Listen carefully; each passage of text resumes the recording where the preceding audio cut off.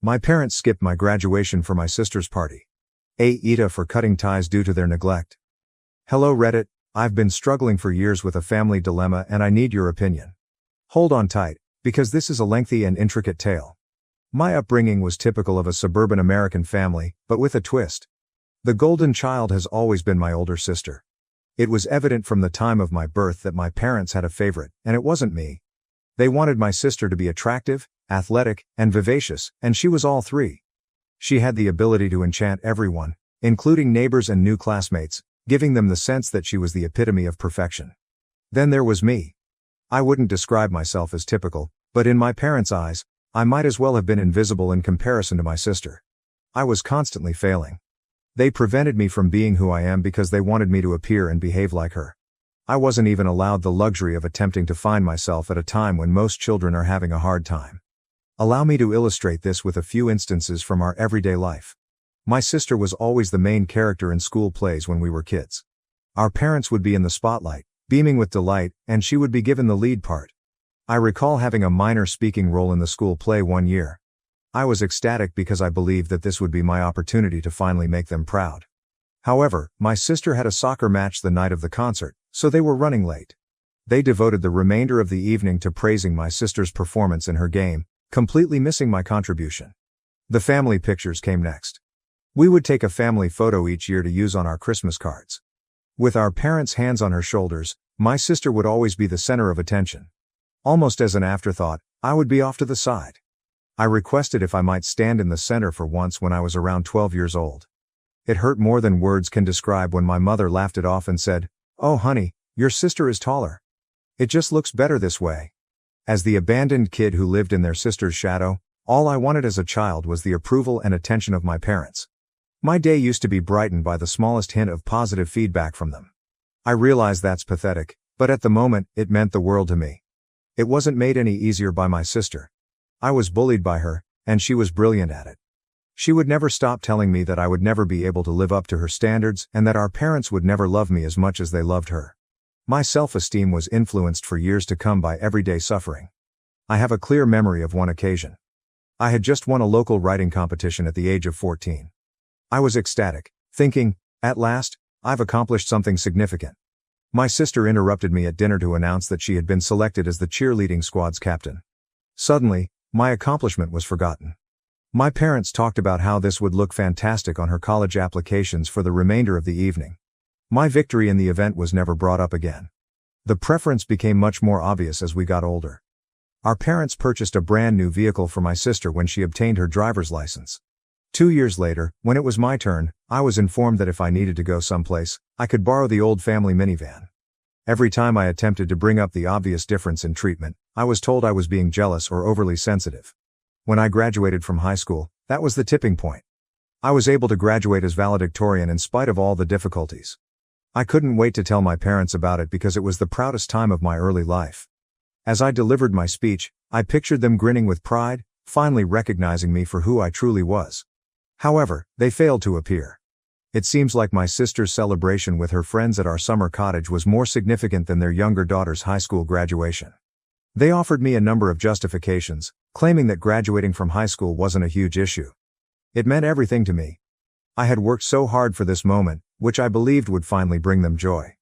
The seats I had set up for the audience were empty, so I recall standing at the stage and looking around in the hopes of seeing their faces.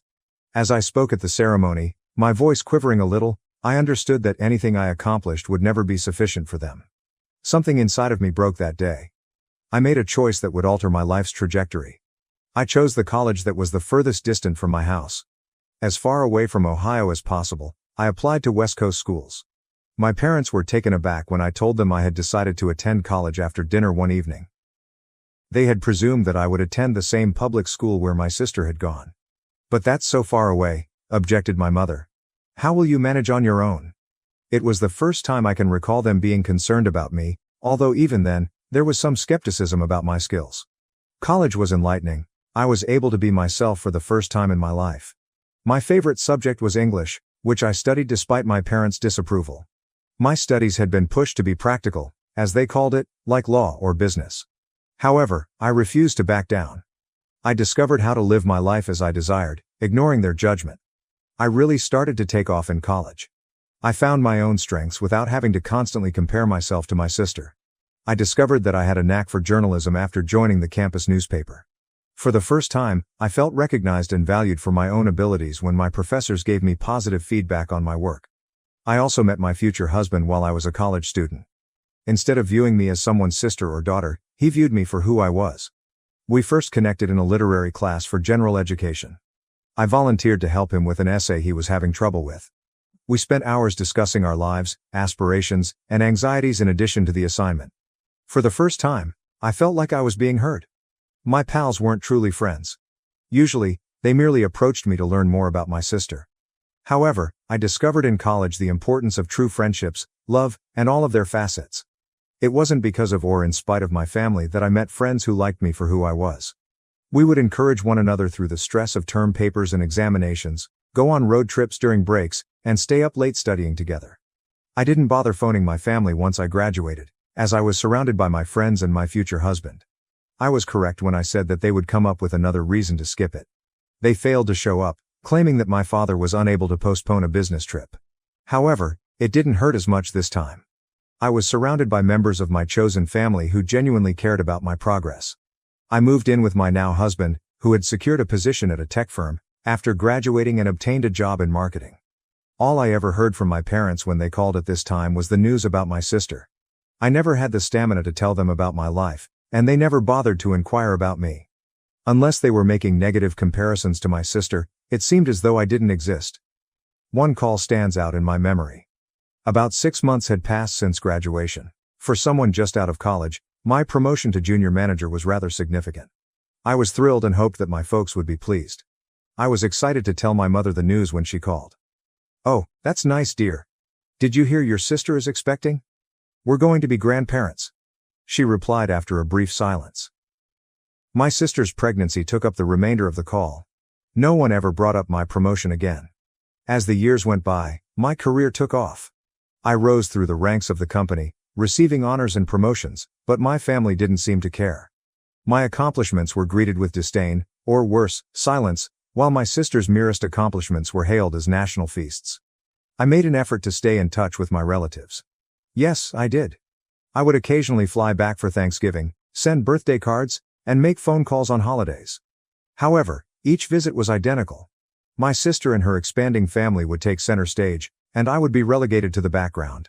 My parents hardly acknowledged me as they lavished affection on her kids, my niece and nephew. I remember one Thanksgiving in particular. I had taken a leave of absence from an important project at work and flown home. I hoped that things would be different this time. Without the typical drama, perhaps we could enjoy a pleasant family meal. How foolish I was. We talked about my sister's recent home improvement and her kids' academic success the whole evening. My father interrupted me in the middle of telling me about my recent promotion to senior manager to inquire about my sister's Christmas plans. My current spouse and I became engaged a few years later. Later that year, we were to get married. Surprisingly, my family expressed interest in the marriage when I told them. I dared to dream for a second that things could be turning around. However, when they learned that my fiancé came from a typical middle-class family instead of a wealthy one, their curiosity soon gave way to disappointment. They wanted me to marry into a family with great social standing, just like my sister did. "You know, your sister's husband is a surgeon, so there must be some good physicians or attorneys at your company." "But honey," my mother continued, her voice brimming with disappointment, "don't you think you could do better?"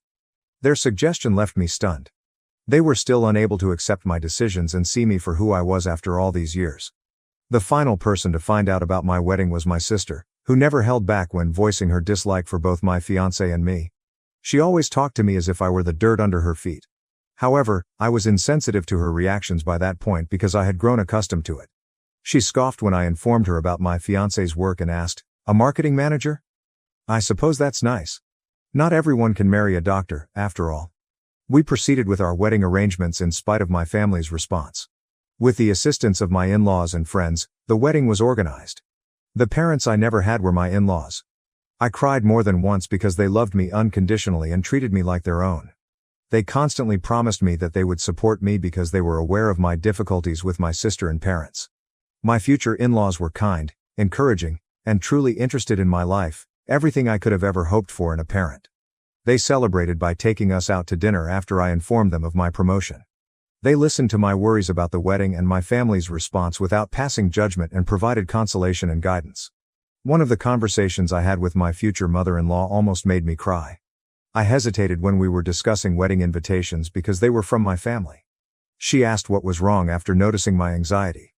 She dropped the pen she was holding and took my hands in hers after I explained the circumstances. "Sweetheart," she declared, "family is more than blood. It's the people who love and support you, who celebrate your joys and comfort you in your sorrows. We may not have given birth to you, but you are our daughter in every way that matters." I couldn't adequately convey the significance of her words. For the first time, I felt like I belonged somewhere and that people loved and respected me for who I was, not how I compared to other people. Ultimately, my parents weren't happy with the way our wedding was organized. Only our closest friends and family were invited to the tiny, uncomplicated wedding. My fiancé and I both desired a simple wedding that would highlight and symbolize our relationship and love. However, my parents urged me to alter the specifics in order to accommodate a larger gathering with lavish decor. They contended that since I was their daughter, I ought to get married the way my sister did. Their last-minute suggestions irritated me, so I urged them to focus on me for once. "This is my wedding," I firmly informed them. "We want a small, intimate ceremony with the people who truly care about us. If you can't respect that, then maybe you shouldn't come at all." It was so quiet on the other end of the phone. My sister was clearly struggling to come to terms with the fact that my wedding day will be all about me. Every time we met, she made sure to demoralize me by making crude remarks about what a real wedding ought to be like. With a tone full of phony worry, she would ask, "Are you sure you want to do it this way? People might think you can't afford a proper wedding. It's not too late to let mom and dad help, you know." I was experiencing a mixture of trepidation and excitement as the wedding day drew near. The family conflict was clouding what should have been the happiest day of my life, even though I was excited to marry the love of my life. There was a lot of last-minute planning going on the week before the wedding. We were rushing about to finalize the details, check with vendors, and greet visitors from out of town. My phone was eerily silent the entire time. There were no texts from my sister wishing me luck or calls from my parents asking if I needed assistance. The quiet was a fresh source of worry as well as a relief. My phone eventually buzzed the night before the wedding, while we were sitting in our apartment surrounded by seating maps and wedding favors. My mother sent me a text. "Your father and I will see you tomorrow. Don't forget to wear the necklace your grandmother left you." No congrats. No show of enthusiasm or affection. Just a little reminder that I was already going to wear a family heirloom. That night, I slept with a knot in my gut, wondering what the next day might hold. Would I be accepted for who I am by my family at last? For a single day, might they put aside their criticisms and comparisons and just be pleased for me? Or was I preparing myself for one last heartbreaking letdown? I had no idea that the worst was still to come. I'm at a loss, Reddit. The catastrophe on the wedding day and the events that transpired have caused me to doubt everything. Is it inappropriate of me to want my parents to attend my special day? Are years of neglect causing me to overreact? I want your honest thoughts. Is it time to break off relations with my family, or should I keep fighting for a relationship? I'll provide an update on the wedding day and its aftermath shortly. I would be very grateful for any guidance or assistance. I feel like I'm at a fork in the road and don't know which way to go. First update. I appreciate all of your support on my last post, Reddit. I've attached the update I promised regarding my wedding day and its events. On the morning of my wedding, I felt both anxious and excited. My mom called as I was getting ready. My heart leaped for any encouraging or loving words. Rather, she struck a devastating blow. "Honey, we won't be able to make it to the wedding. Your sister's child is having his birthday party today, and you know how important family is to us." I was taken aback. Instead of attending their daughter's wedding, my parents were picking a kid's birthday celebration. "Don't be selfish, dear, I'm sure you understand. You don't even have children, so these things might not seem important to you," my mother stated in response to my complaint. I felt numb as I hung up. When my future mother-in-law heard, she reassured me right away. "Remember," she continued, "you have a whole room of people here who love you and are excited to celebrate with you today." At that moment I resolved not to allow the absence of my family spoil my day. It was a lovely ceremony. Nothing else mattered until I saw the joy on my fiancé's face as I walked down the aisle. It meant so much to me that my father-in-law substituted for me during the father-daughter dance. Although there was a lot of love and happiness at the reception, my family's absence was always brought to mind by the vacant chairs where they should have been. My family had left me notes and missed calls when I got up the following morning. In fact, my sister had texted, "Hope you had a nice wedding. Sorry we couldn't make it, but the party was a blast." The final straw was that. I dialed them, my voice trembling with determination and rage. I said, "I'm done," to them. "You've shown me where I stand in this family, and I'm done accepting it. From now on, you're no longer part of my life." I hung up and banned their numbers in spite of their protests. It was the most liberating thing I've ever done, but it was also one of the hardest. The next weeks have been difficult. In addition to feelings of relief, there are times of uncertainty and sorrow. The support from my husband and in-laws has been tremendous. In order to overcome years of emotional neglect, I have begun treatment. My marriage and our future together are my main priorities, one that isn't hampered by my family's rejection for the first time. Again, I want to thank Reddit for your support. I was able to defend myself because of it. I'm focusing on getting better and moving on for the time being, but I'll keep you updated if anything noteworthy occurs. Am I mistaken for severing my familial ties? Even though I no longer believe so, I would still value your opinions as I move forward in this new phase of my life. Second update. Reddit, I haven't posted in a month, and my family situation has gotten worse. This is what took place. My parents arrived at our flat without warning a week after I last posted. They demanded to know why I had severed ties with them. I carefully described how their absence at my wedding and years of neglect had caused me much pain. "We've always loved you," my mom insisted. "Everything we did was because we wanted the best for you." It was unbelievable to me. I explained to them how their partiality had damaged my self-worth and how, as a result of their treatment of me, I had spent years believing I was unworthy. It was not warmly received by them. While my mother wept over me breaking her heart, my father accused me of being ungrateful. Fortunately, my in-laws showed up and requested that my parents vacate. "When you're done with this tantrum, you know where to find us?" my mother added as they departed. I was mistaken to believe that would be the end of it. I came across a social media post from my sister a few weeks later. "Finally got my dream bike. Thanks, Mom and Dad," was the caption for a picture of her holding my old motorcycle. I was taken aback. I purchased that bike on my own after graduating from high school. I intended to bring it to my new residence following the wedding, therefore I had left it at my parents' house. My sister confirmed that our parents had given her the bike when I called her.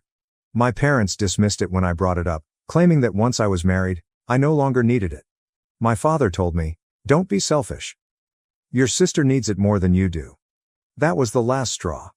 I threatened to take legal action if they didn't return the bike right away. They said I couldn't sue my parents, laughing. I answered, "Watch me," and hung up. My husband and I talked it over and ultimately agreed to get legal advice. She verified that we had a case. I owned the motorcycle, which I had paid for myself. We have formally demanded in writing that the motorcycle be returned. We're ready to go to court if that doesn't work. I never imagined that I would have to consider taking my own parents to court, yet here we are.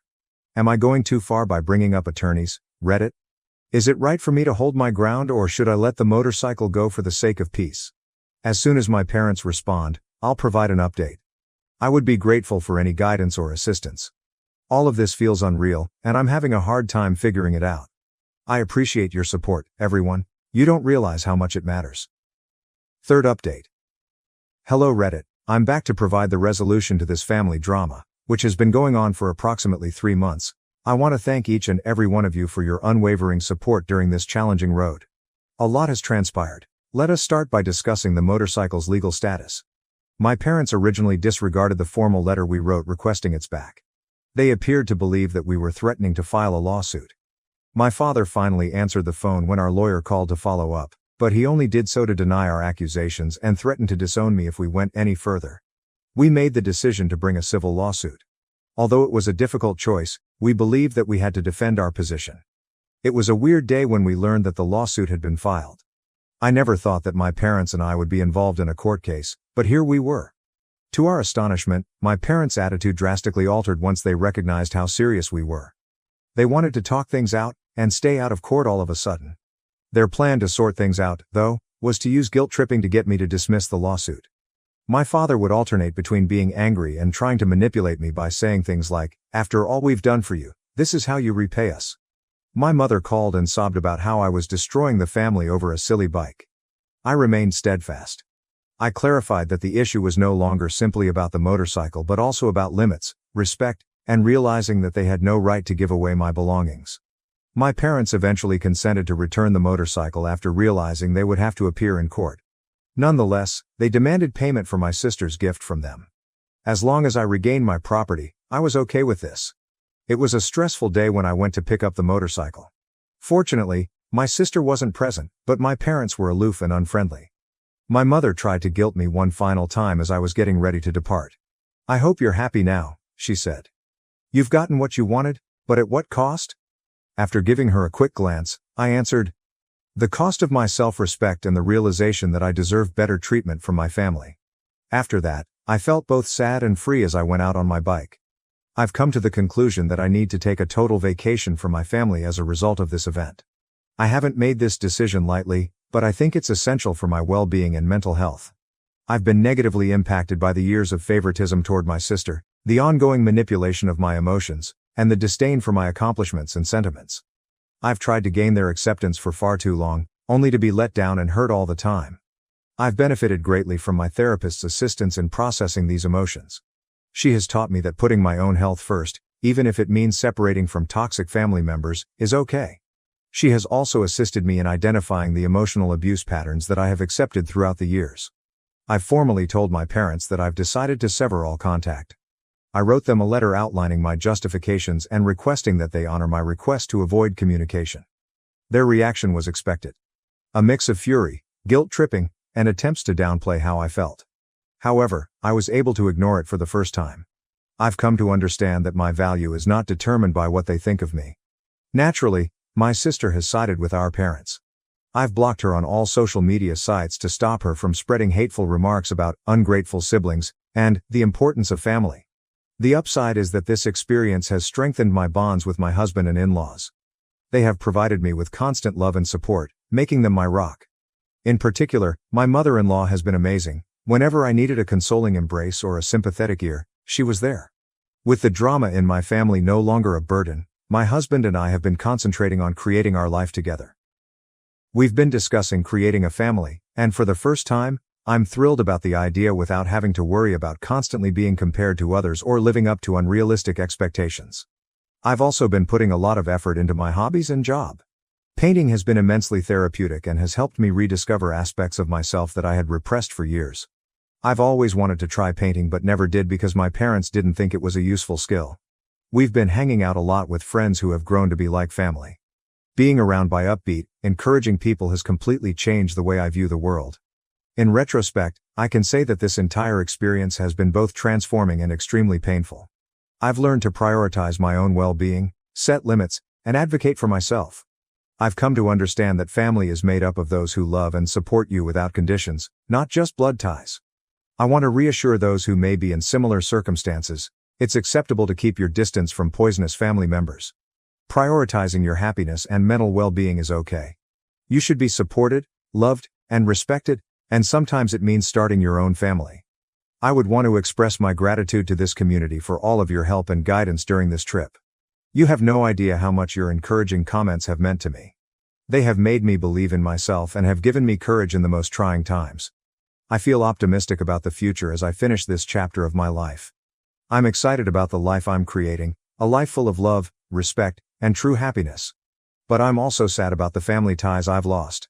Once again, thank you everybody. I'm thankful to know that this community is available in case I ever need assistance, even if I hope I won't have to provide any more updates concerning family drama. My family cut me off for 10 years for becoming a carpenter. Now they've come back asking to hold a reunion at my home.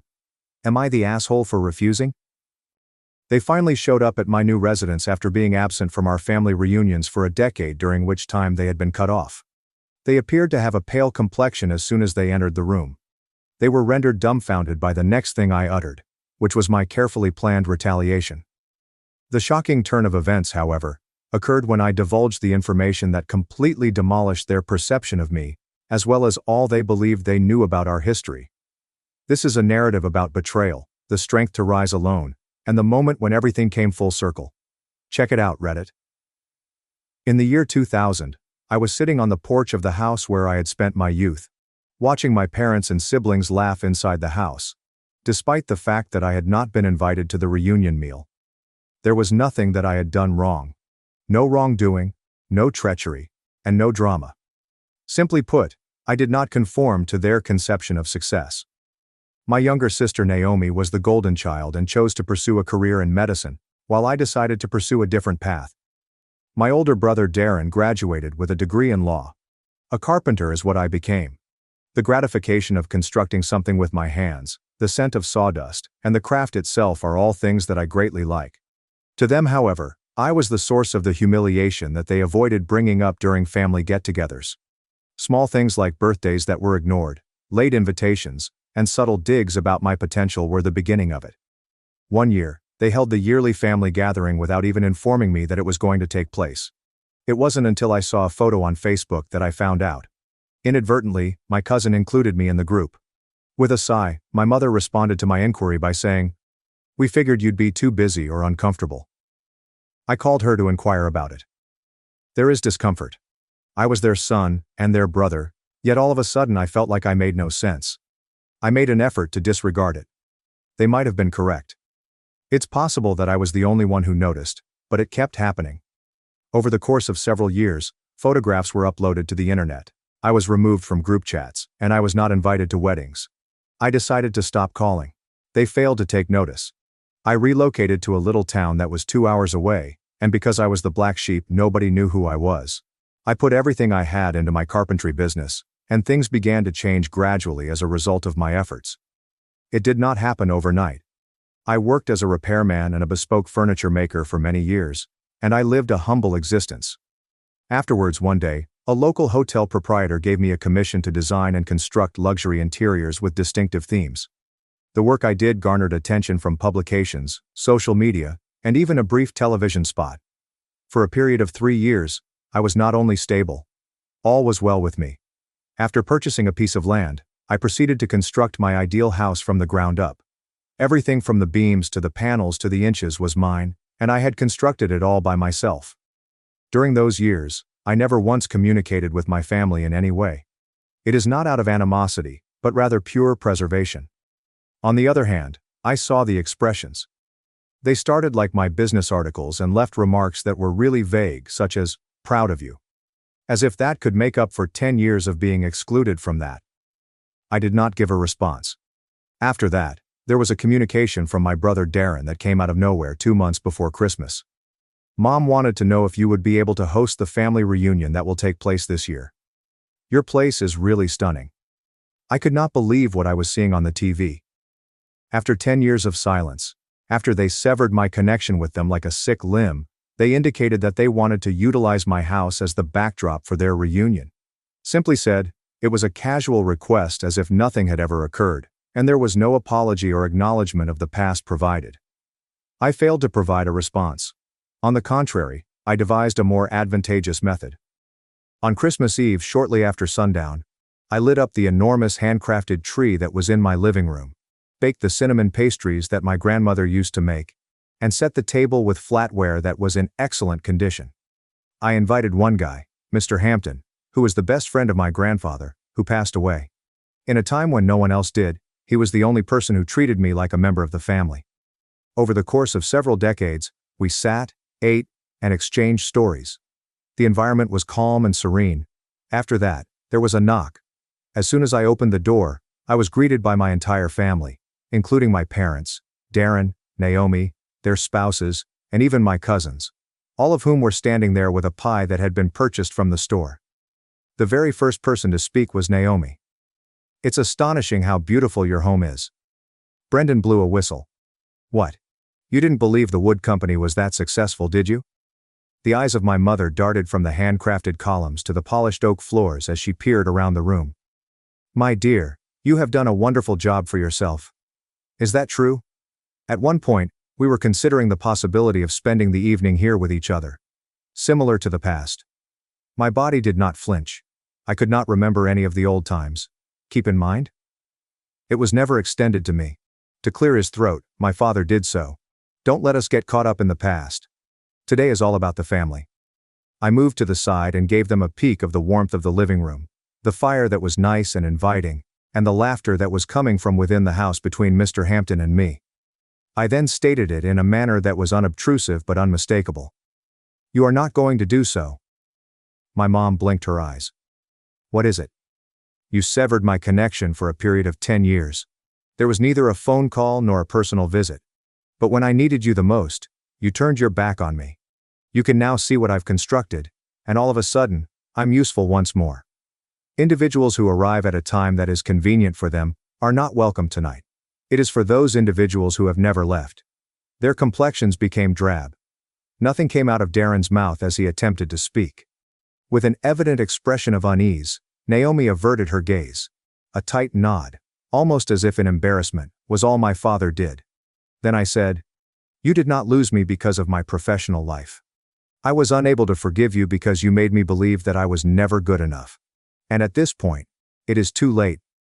When I closed the door, it was not with rage, but with peace. As Mr. Hampton entered the room, he raised his glass. To the family that I had chosen, I smiled and raised my hand to the foundation of something that will last. After I closed the door, there was a silence that did not have the effect of haunting you. He was the kind of person who liberates you. I had the feeling that I had finally expressed all that had been buried deep within me, and it had been years since I heard that feeling. My voice was not heard. I did not go into a commotion. Despite the fact that I just held up a mirror and showed them what they had chosen to overlook, they did not react favorably to the information. My mobile device exploded the following morning. I have missed calls, texts, and even emails. A voicemail was left by my mother, and her voice was shaking as she spoke. She seemed to be trapped between rage and guilt. This is not how a family operates, and I have no idea what you are doing to think you are doing it. In the case of your blood, you do not smash the door. I did not give a response. After that, the campaign of guilt began. Naomi sent me a lengthy text message in which she discussed how family members are prone to making mistakes, and how isolating people is just as hurtful as excluding them. Darren then proceeded to deflect the ball in a traditional manner. In every situation, you took things far too personally. We did not add you because of this reason. It was simpler to do it that way. Simpler for them to do. They were not intending to get back together. Without ever accepting responsibility for their actions, they were attempting to rewrite history. Not me was what they were looking for in the end. And that was the picture. They were now able to attach themselves to one of the successes. Home that was made by hand. What is known locally. They wanted to have the appearance that they had always believed in me, despite the fact that their black sheep had turned golden. However, I was not having any of that. The real controversy began when Naomi went on social media and posted a status that was not very specific. When you try to make apologies with your family, and they turn their back on you, the pain that you feel is indescribable. All of a sudden, friends who were completely unaware of what had truly occurred began to express their sympathy. I did not pay attention to it until my aunt, who had been a constant presence in the background throughout these 10 years, sent me a direct message. I am aware that this must be challenging. The post that Naomi made was something that I noticed, and while I won't make any assumptions about it, I will say that you were absolutely correct in what you said. The impact of the message was greater than I had anticipated. While I was thinking about it, I questioned everything. Did I go too far with this? Had I evolved into the guy I had contempt for? Then, however, I recalled the endless birthdays that I had to celebrate by myself, the notes that I had left for Reed, and the years that I had to watch my family pretend that I did not exist. I did not harbor any resentment. Having just finished carrying weight that was not mine, I was relieved. I chose to concentrate on the life that I had constructed, rather than allowing myself to be drawn back into their drama. My business was doing better than it ever had before. I was scheduled for interviews with local media outlets months in advance, and they began calling me for interviews. It wasn't because I was a showy person, rather, it was because my work gave itself away. To the point where I began mentoring young kids in the community who had been told they were not suitable for college or the business world. I even started mentoring them. A portion of myself was reflected in them. Remaining silent, unnoticed, and resolute. That eventually became my new family. Rather than the one I was born into, I selected the one I was born into. Meanwhile, the family that I had left behind continued to descend into chaos. Once again, Naomi made an update that was passive hostile and focused on entitled siblings. I received a lengthy email from Darren in which he attempted to portray himself as the mediator who consistently made an effort to engage me, and in the end, my mother resorted to mailing a Christmas card that included a note that she had written herself. In the event that you are prepared to rejoin the family, you should return home. On the other hand, I was at home. I was the one who had constructed it by hand. The most significant change occurred one evening when I was awakened by a knock at my door. Rather than coming from them, it was from a person I hadn't seen in more than 15 years. It is Rachel, my cousin. She appeared to be older, exhausted, yet unflinching. She did not provide a pre-rehearsed apology when she arrived. She arrived with the truth. I was present at that time. I am aware of this, she whispered. During all of those years, I witnessed what they did to you, but I chose to remain silent. I ought not to have done that. We sat for a whole day. In her conversation with me, she shared with me how unsettling it was for her when they removed me from the conversation. A time when she attempted to speak up, but she was advised to refrain from doing so. Isolating himself is a decision that he has made. Until she started to doubt it, she had believed it. She continued, I just want you to know that you weren't imagining you were seeing it. A wrong was done to you. In addition, I am sorry that I did not advocate for you. Despite the fact that it did not cure everything, that moment was pivotal. It demonstrated that I was not the only one. That someone had seen the truth even though they were silent about it. Personal development, professional development, and emotional development continued in the months that followed. At that point, I was no longer attempting to prove anything. Merely, I was conducting my life according to my own standards. Then, however, things took a turn that I had not anticipated. I received a letter in the mail on a particular evening in the early spring. Authentic, official, and lawful. When I opened it, I felt a sickening sensation in my stomach. The death of my father had occurred. Not all of a sudden. Despite the fact that he had been sick for some time, no one had bothered to inform me about it. It was not my family that wrote the letter. It was someone from his legal team. It was written with my name on it because he had left something for me. Rather than money or land, it is a notebook. My father's handwriting was also present within. Brittle and faded, but unmistakably from his hand. The information that I discovered in those pages not only altered everything that I had previously believed to be true about our relationship, but it also laid the groundwork for the conclusion of this tale. Before I finally opened the journal, I had been holding it in my hands for close to an hour. Over the course of time, it had been weathered, bound in leather, and marked. Following the name of my father, which was scrolled over the inner cover, there was a single date written underneath it. The month of October 2008 was the year that everything started to go apart. While I was flipping through the pages, it became quite evident that this was not merely a diary. There was a confession made. On each and every page he detailed the fractures that existed inside our family. The need to preserve an image, the successful family, the accomplished children, and the illusion of unity were all topics that he documented in his writing. It was not out of anger that Dad worried, but rather out of fear, when I decided to pursue a career in carpentry, rather than college. When it came to defending you, I was hopeless. According to one of the entries, I thought that if I ignored it and pushed you aside, you would come back around. I made a mistake. At each and every instance in which I excluded you, I broke something within me. His statements conveyed a sense of anguish, feelings of regret, but also timidity. The remorse he felt for his decision to choose silence over love and image over integrity was something he carried with him until his grave. However, the last entry affected the most people. Since you are reading this, it indicates that I have left. Also, I am aware that I have no authority to request anything from you. You, however, are deserving of being heard, which is why I left this for you. You are entitled to better. In addition, you have the right to decide what comes next. My mind kept going back to that line for several days. I did not attend the funeral service. Naomi made it a point to share glitzy black and white photographs of the event on social media, even though she was crying while wearing fancy sunglasses. The sad expression on Darren's face as he stands at the podium. This was performance art, and I had no interest in participating in it. However, I did come to a conclusion. After a week had passed, I had a letter that was handwritten and completely sealed delivered to my mother's residence.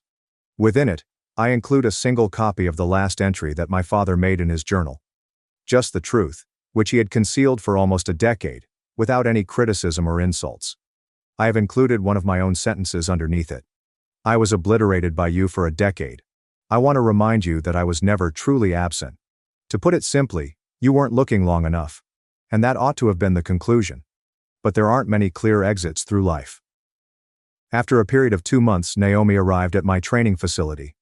There is no call, no warning. It was as if she had not blocked me for a decade when she suddenly strolled in.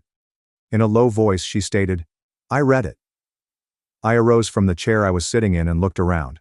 I had no idea that he had an attitude like that. After putting the tool down, I came to my feet. "Has it caused a shift in how you feel?" She was hesitant. Furthermore, that quiet was more convincing than anything else. "This is not a place where I request forgiveness." In addition, she stated, "I came here because I believe he wanted us to stop acting like we were not. It is no longer something I wish to do. While you have every reason to despise me, I am not here to rewrite anything that you have written." Simply said, "I want to be honest with you." That is exactly what she did. I was told of the jealousy, and how I appeared to be free when others felt as though they were being confined by expectations. My absence caused them to feel guilty, and as a result, they chose to cover it up by dismissing me. The manner in which my success transformed me into a danger rather than a brother. It was all admitted by her. For the very first time, it seemed to be happening. I did not give her a hug. I did not experience a coma. Simply put, I listened. And when she had finished, I simply responded by saying, "I appreciate the honesty, but it does not mean that the past is history. The only thing that implies is that we can stop lying about it." She gave a slight nod. I think that to be sufficient. Despite the fact that we did not develop a close relationship after that, we did become honest. Which was more than I had ever anticipated. Regarding Darren, he never made another attempt to get in touch with me, not even after he found out about the journal. As he had done in the past, he maintained his silence, allowing it to serve as a shield for his pride.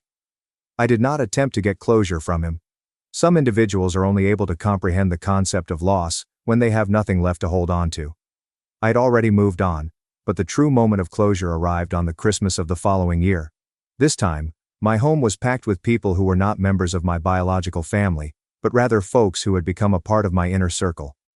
My cousin Rachel, Mr. Hampton, the young apprentices I coached, and the neighbors who had become like family were all members of my family. During the quiet moments, I stood by the fire and stared at the room that I'd constructed with my own hands. We laughed, we ate, and we told stories. Also, we shared stories. In spite of the fact that I didn't have to say it out loud, I was having the same notion. It wasn't me who was the bad apple. Just now, I was the first person to leave the herd and go away. I discovered something that was superior to acceptance as a result of my actions. My mind was at ease. After everything was said and done, I did not require their approval, their apology, or their acceptance. I was surrounded by individuals who got me for who I truly was, and I constructed my own life from the ground up. Moreover, when the moment came, I did not have to yell out about it. I merely went around and showed them what they had decided to discard. What I did was exactly my retribution, and it was plenty. Make sure to give this tale a like, subscribe to the channel, and enable notifications if it has the ability to move you. There are more compelling true life experiences like this one. Keep tough and keep strong until we meet again. Thanks for watching and diving into this wild family drama with me. If you love Reddit family drama, don't forget to subscribe and turn on notifications so you never miss the next one. I quietly bought my brother's company and let Grandma reveal the truth at Easter dinner. It wasn't for revenge, it was to end the silence. Easter dinner at my folks' has always happened. Same food, stories, overcooked ham, and awful tension that hangs to the walls like baked pineapple and boiling vegetables. Ben, my older brother by 3 years and 100 recognized accomplishments, takes his place at the head of the table like a throne every year. Dad always cut the turkey on that end, so he didn't get that spot. Ben always sat next to him, soaking in approbation like sunlight in the family plant. The same happened this year. Except it was. I returned to town after finalizing a deal that gets you Googled. Of course, quietly. Few LinkedIn lines, no interviews, no press photos, and a Friday 400 p.m. company-wide email. That suits me. I operate under the radar for results. Ben acts like a library foghorn. Noisy, relentless, and determined the world must hear him and his words. So, mashed potatoes were passed.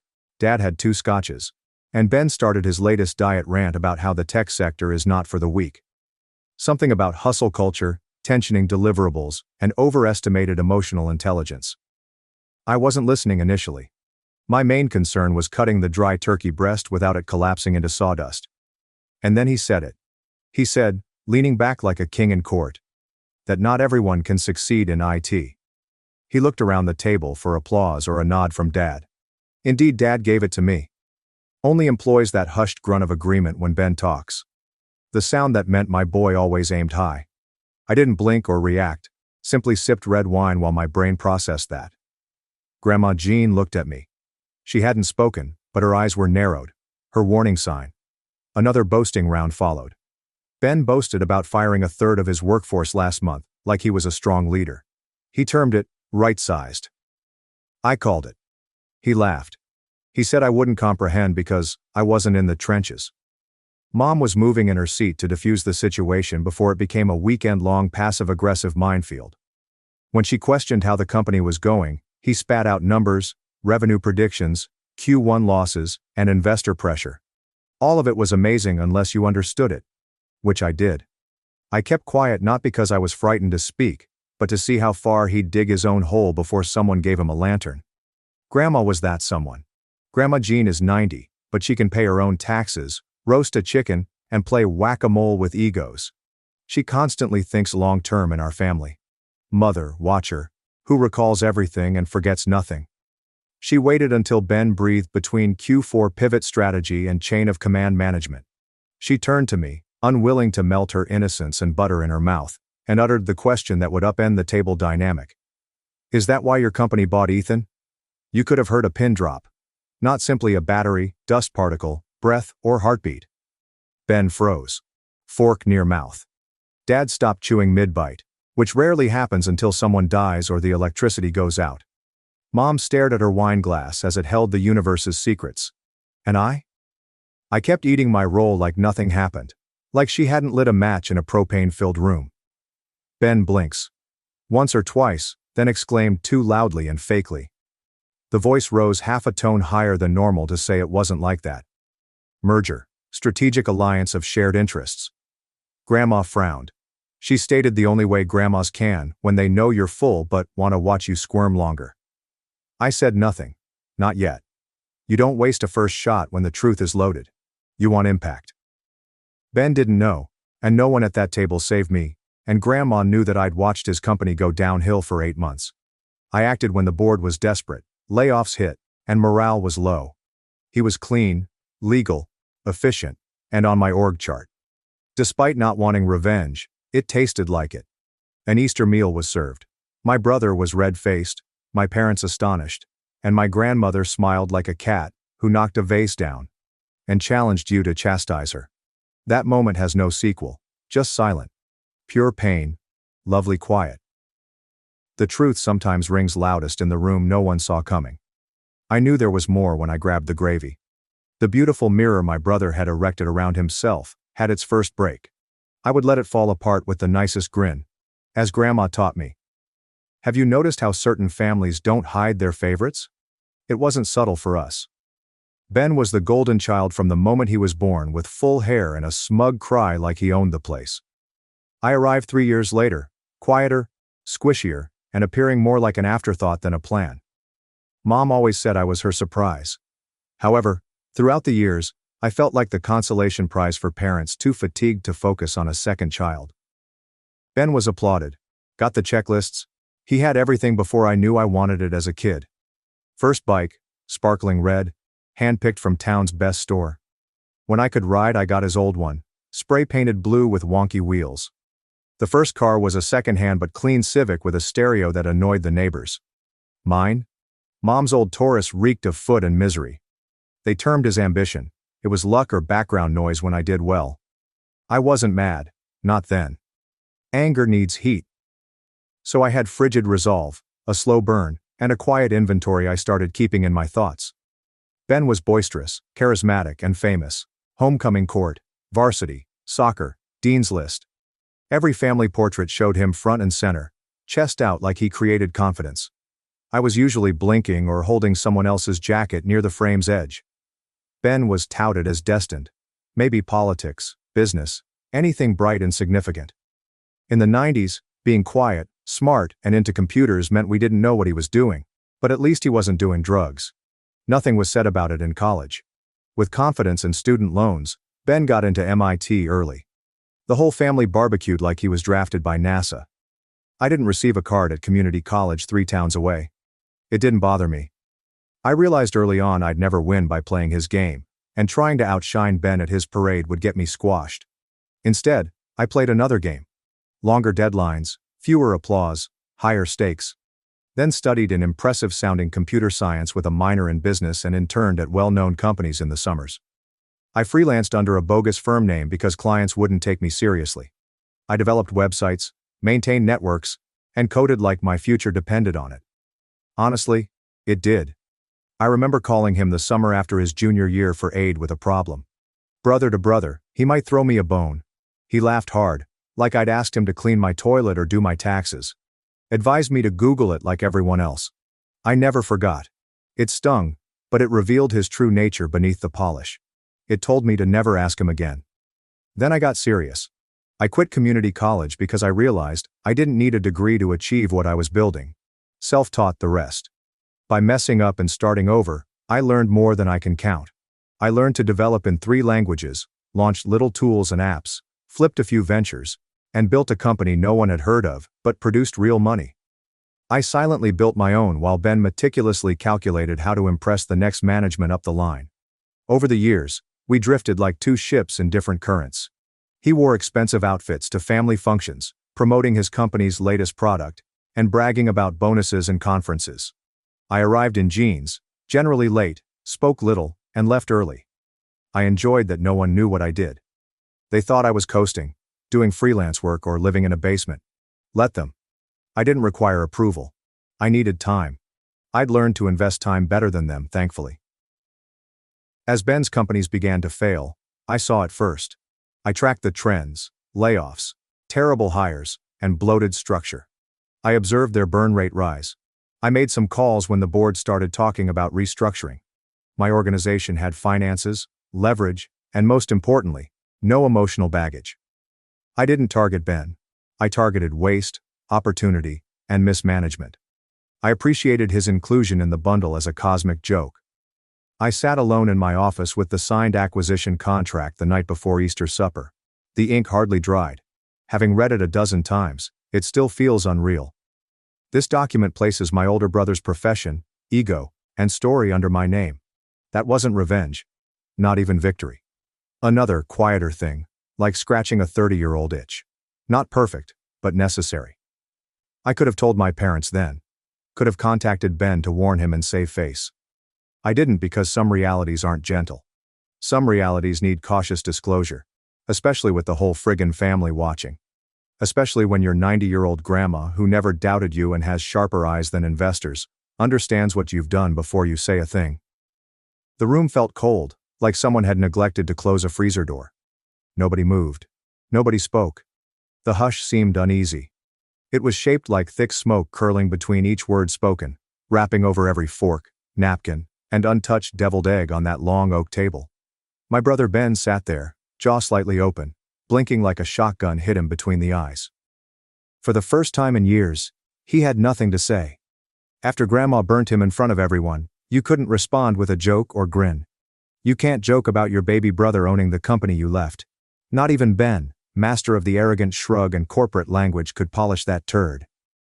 Since I knew he was about to delve deeper, I took a slow sip of my wine to let it linger and give him space to do so. Mom, bless her endless optimism, leaped in like a person who sees a car crash coming but yet thinks they can stop it with a soothing voice and a shoulder touch. She mentioned that firms merge often, that it's business, and that we shouldn't talk shop over dinner. Her voice was lovely, but her eyes were begging, darting between us like she could make this moment less humiliating for her firstborn. Dad didn't say a word, which was expected. Except for losing football games or making mistakes at work, he rarely showed emotion. He kept biting his overdone ham like rubber, trying to wear it down with jaw muscle. But I saw it in his shoulders, how they stiffened up, and how he grasped his fork too hard. He was dissatisfied while listening. Ben finally found his voice, but it cracked. Not what you think, he answered, attempting to maintain his haughty attitude. I don't work for him anymore. A merger. 2 equal firms merging. Standard strategy. I didn't glance at him. cut my cold potatoes into a passive-aggressive insult-like shape and let him keep going. He said, "We're consolidating leadership," sounding like a news release. Transitional phase. Things don't change overnight. See him lie to himself in real time? Funny. Perhaps if he repeated it enough times, the sinking ship he was guiding would suddenly return to course because he refused to believe it had hit an iceberg. Then he turned to me like he remembered me in the room. He added, cocking his head in the way that usually got him out of trouble, "You'd be confused. You freelance more, right?"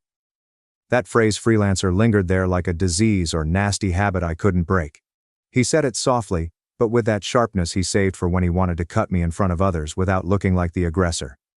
It was then I said it. I told him. My voice calmed the surgeon who signed your severance package last week. The punch didn't feel real. It felt like turning on a light. There was tension in the room.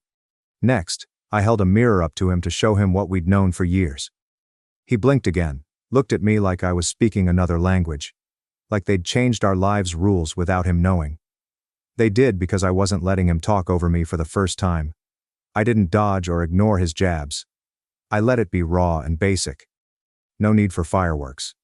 Dad stood up then. He stood slowly, softly, pushed his chair back like it weighed more than it should, and left the room without saying anything. Silence, footsteps, no spectacular retreat or angry glance. That was worse because if he'd yelled, it would have been expected. As in a novel, this quiet feels definitive, like closing a door you know won't open again. Ben stared after him, mouth twitching like he wanted to say something but couldn't.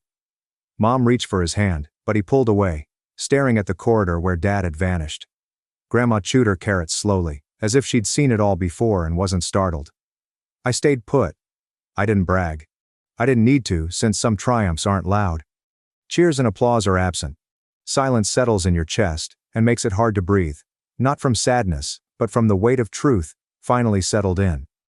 As I looked around the table at the folks who used to perceive me as the shadow of the man opposite from me, I realized something I hadn't dared accept until then. No more proof was needed. No to him, Dad, or them. Won already. No master plan or vendetta I'd been carrying for 20 years started it. No. It begins quietly and contemplatively, like most of my important things. My lean-focused company has grown steadily for 5 years. No investors hounding us, no bloated leadership team, just a few smart people who cared about it working. We weren't flashy. We didn't attend every conference in TechCrunch or Patagonia vests. We produced products that worked and made money month after month without approval. While high management conducted yoga retreats and published cryptic LinkedIn statements about resilience, Ben's company earned publicity for announcing things it hadn't created, having launch parties for beta products, and hemorrhaging personnel. I'd been watching them slowly break apart from afar for almost a year, not because I hated them, but because I noticed inefficiencies. Ben's company, once a darling, was a textbook example of how arrogance and overspending can wreck something excellent. During coffee, a friend casually said that they might be seeking a partner, like the weather. "You know they're bleeding talent," he said, tapping his mug. "Wouldn't surprise me if they started shopping around." I smiled and nodded, but my brain had already started crunching numbers, pulling threads, and laying out a map in the quiet way it always does when I smell blood in the water. Because timing is everything, especially in this business, I waited. 3 months later, a contact at a shared venture capital firm emailed me to feel me out. Informal discussion about potential synergies. Translation: "They're desperate and you look stable." I played it cool, even though I knew what I wanted. I wasn't interested in bailing them out. But I was interested in their engineering talent, key patents, and customer base that overlapped with ours in all the right ways. I told them we could talk, but quietly. No leaks, no hype, just numbers and structure. Negotiations were slow. They're never when you're dealing with egos the size of small planets. But what struck me from the start was how nobody mentioned Ben. He wasn't on the deck, on the call, or even in the background, which told me everything I needed to know about his situation. They had written him off, boxed him in, and were trying to clean up the mess without saying failure. I was in my office late on a Thursday, when the air felt thick with momentum, and decisions felt like physical objects you could hold in your hand. The document arrived in a password-protected folder with a generic subject line, just another piece of paper in a stack. When I opened it, there it was. Ben Keller, Director of Product Development, reporting directly to me. I stared at that box for a long time, not smiling, not gloating, just still. It was surreal. I hadn't seen his name in a context where I had authority over it since we were kids, when I had to manage the score sheets for our backyard basketball games because I couldn't play without them. I kept score again, but this time the game wasn't pretend and the points were real. I didn't tell anyone. Not my girlfriend, my co-founder, not even Grandma. I let it sit in my chest like a stone dropped in a lake, ripples spreading quietly outward. Gloating implies you need the wind to validate yourself. I wasn't prepared for Easter. I should have been. I should have seen it coming when Grandma asked what I'd been working on lately and I gave her a vague answer about acquisitions. She saw through it instantly, as she always did, but I didn't think she'd drop the bomb at dinner. I thought she'd pull me aside in the kitchen, give me a knowing look, maybe sarcastic, and say, "So I guess you're the boss now." But she said it out loud, with that razor-sharp calm that chilled the room like a family drama with terrible lighting and even worse secrets. After the tension, silence, and Ben's attempt to spin it, which I answered with a single sentence, he waited until dessert was cleared to corner me, pulled me aside with a firm hand on my arm to make a point, and led me out onto the back deck like we were having a heart-to-heart instead of a showdown. "What the hell?" he snarled, his voice harsh and low and full of something that wasn't quite anger but damn close to panic. "You couldn't just let it go." I looked at him, really looked at him, and saw it for the first time. He wasn't mad that I beat him. He was scared because I wasn't playing the game anymore. I'd rewritten the rules and he didn't even know what page we were on. Worse, he still thought it was salvageable. He thought he could talk his way out. He didn't get that it was already done, final, signed, and filed. So I said nothing and looked out at the yard where we used to play catch, where he threw too hard on purpose, and I pretended it didn't. The night air had that brittle chill you only get in early spring, like winter hadn't fully let go yet, and neither had we. The back porch creaked under our feet like old wood does when it's trying to warn you that what's coming can't be undone. His face had lost that calm, smug control he wore like a badge of honor. Now it was raw, flushed, jaw tight like he was chewing on glass, but couldn't spit it out. "You planned this," he said. No question, no real charge. More like a desperate grasp for a less pitiful outcome. "Everything was planned by you. You've been waiting for me to fall so you may play hero or villain. Not even sure which one you think you are anymore." I delayed responding. I leaned against the rail and watched the backyard, the same plot of grass where we used to play till someone wept. I generally get it from him pressing too hard and calling it a joke. The same ground where we buried a time capsule convinced us we'd be legends by now. Ben approached, his voice rising, his fingers twitching as he struggled to control his wrath. "You always hated me for being better," he added, fiery. "Smarter, faster, more driven. You never had the guts to play at my level, so you waited till I slipped and kicked me. Noble Ethan." I turned slowly, calmly, and met his eyes with clarity, not rage, pain, or pride, just the stillness of someone who didn't need his approval anymore. "You never outshone me," I said. "Don't raise my voice, don't rush my words." That struck like a truth so simple it couldn't be argued with. Ben flinched barely, and I saw the shift. His eyes narrowed, his body coiled, and he stepped forward and grabbed a fistful of my shirt in one fluid, reflexive motion. Old habits die hard. He'd done that same move 100 times when we were kids on the field, in the hallway, in the garage, when I touched his stuff. The alpha act, the chest puffing that always got him what he wanted because no one called him on it. Not teachers, not our parents, and not me until now. But I didn't flinch this time. I stood there still as stone, letting him feel the difference. "Ben," I said quietly, my voice a scalpel, "and I don't work for you." For a second, he stood there, knuckles white, face inches from mine. Then he let go slowly, fingers trembling like he wanted to hit something but knew it wouldn't help. He took a step back and laughed, a bitter, hollow sound that cracked under the weight of everything he didn't want to admit. "You think this makes you a better man?" he asked shakily. "You think buying my firm makes you valuable?" "I never needed to buy your company to be worth something," I replied, turning back to the yard. "But you had to buy it to prove that." The kitchen window light was on behind us. Grandma stood there, one hand on the counter, the other stirring something she probably didn't plan to serve, but her eyes were sharp as ever, watching us like the final judge in a courtroom we hadn't realized we'd entered. She smiled, just a faint curve at the corner of her mouth, Ben didn't see her. Or maybe he did, but he couldn't face what she meant to smile. He took another step back, shook his head and said, "You're not who I was." I didn't reply because what was there to say? He was right. I wasn't. I had spent too many years pretending that silence meant weakness, humility meant submission, and success wasn't real unless someone else confirmed it. But now, standing on the back porch with his fingers still warm from trying to drag me back into that old dynamic, I knew better. I had left that version of myself behind, and maybe that's why he was so angry. For the first time in his life he couldn't reach me, rattle me or win. I didn't need to say anything else. The house was mostly settled by then. After a storm, it is always quiet, but tense and loaded. Like the walls were still processing what they'd heard and didn't know how to hold it all. The dishes were stacked in the sink, the table was cleared without ceremony, and the family had scattered to different corners of the house like survivors drifting from a shipwreck. Mom was upstairs folding laundry that didn't need folding. Ben was locked in the downstairs guest room pretending to check emails, and Dad had disappeared into the garage where he concentrated to retreat when things cracked enough to show feelings he didn't want to name. And me.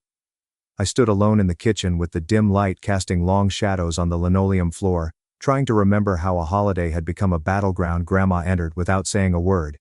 Clicking like she always did, slow but steady, slippers brushing the tile, nightgown rustling softly, eyes clear and focused despite the hour. She moved to the stove, checked a pot she'd long since turned off, and stirred it once with a wooden spoon like the act helped her think. I was leaning against the counter, arms folded, and we just existed in that space together, saying nothing but speaking volumes. Then she turned to me with that familiar gaze as sharp as at dinner, and nodded toward the den's back hallway. "Come on," she said, not as a request, but as assurance. I followed her down the hall, past the creaky floorboard near the bathroom, into the small wood-paneled room where she kept her little treasures for decades. Old books, faded photos, flea market knickknacks she claimed were antiques, and the constant smell of lemon polish and lavender. She sat slowly in her old recliner, motioned for me to take the chair across from her, and reached into the side table drawer without looking. Her hand came out with something wrapped in a worn cloth, something she'd clearly kept hidden for a long time. She gently unwrapped it, and it was Grandpa's watch. It was a simple piece, not flashy or expensive, but it had weight. Not just physical weight, though it was solid in your pawn, heavier than it looked, but history, expectations, and all the silent glances and unspoken lessons Grandpa used to give us when he was alive. Everyone in the family assumed it would go to Ben. The firstborn, the man of action. The one who talks about legacy and honor and continuing the family name like we're royalty instead of middle-class Indianans who paid bills on time and kept Christmas decorations in the attic. She gave it to me. She placed it in my open hand like she was transferring a responsibility, rather than a possession. "Your grandfather told me to give it to the one who reminded him most of himself. Quiet, unpraised and determined." I stared at the watch.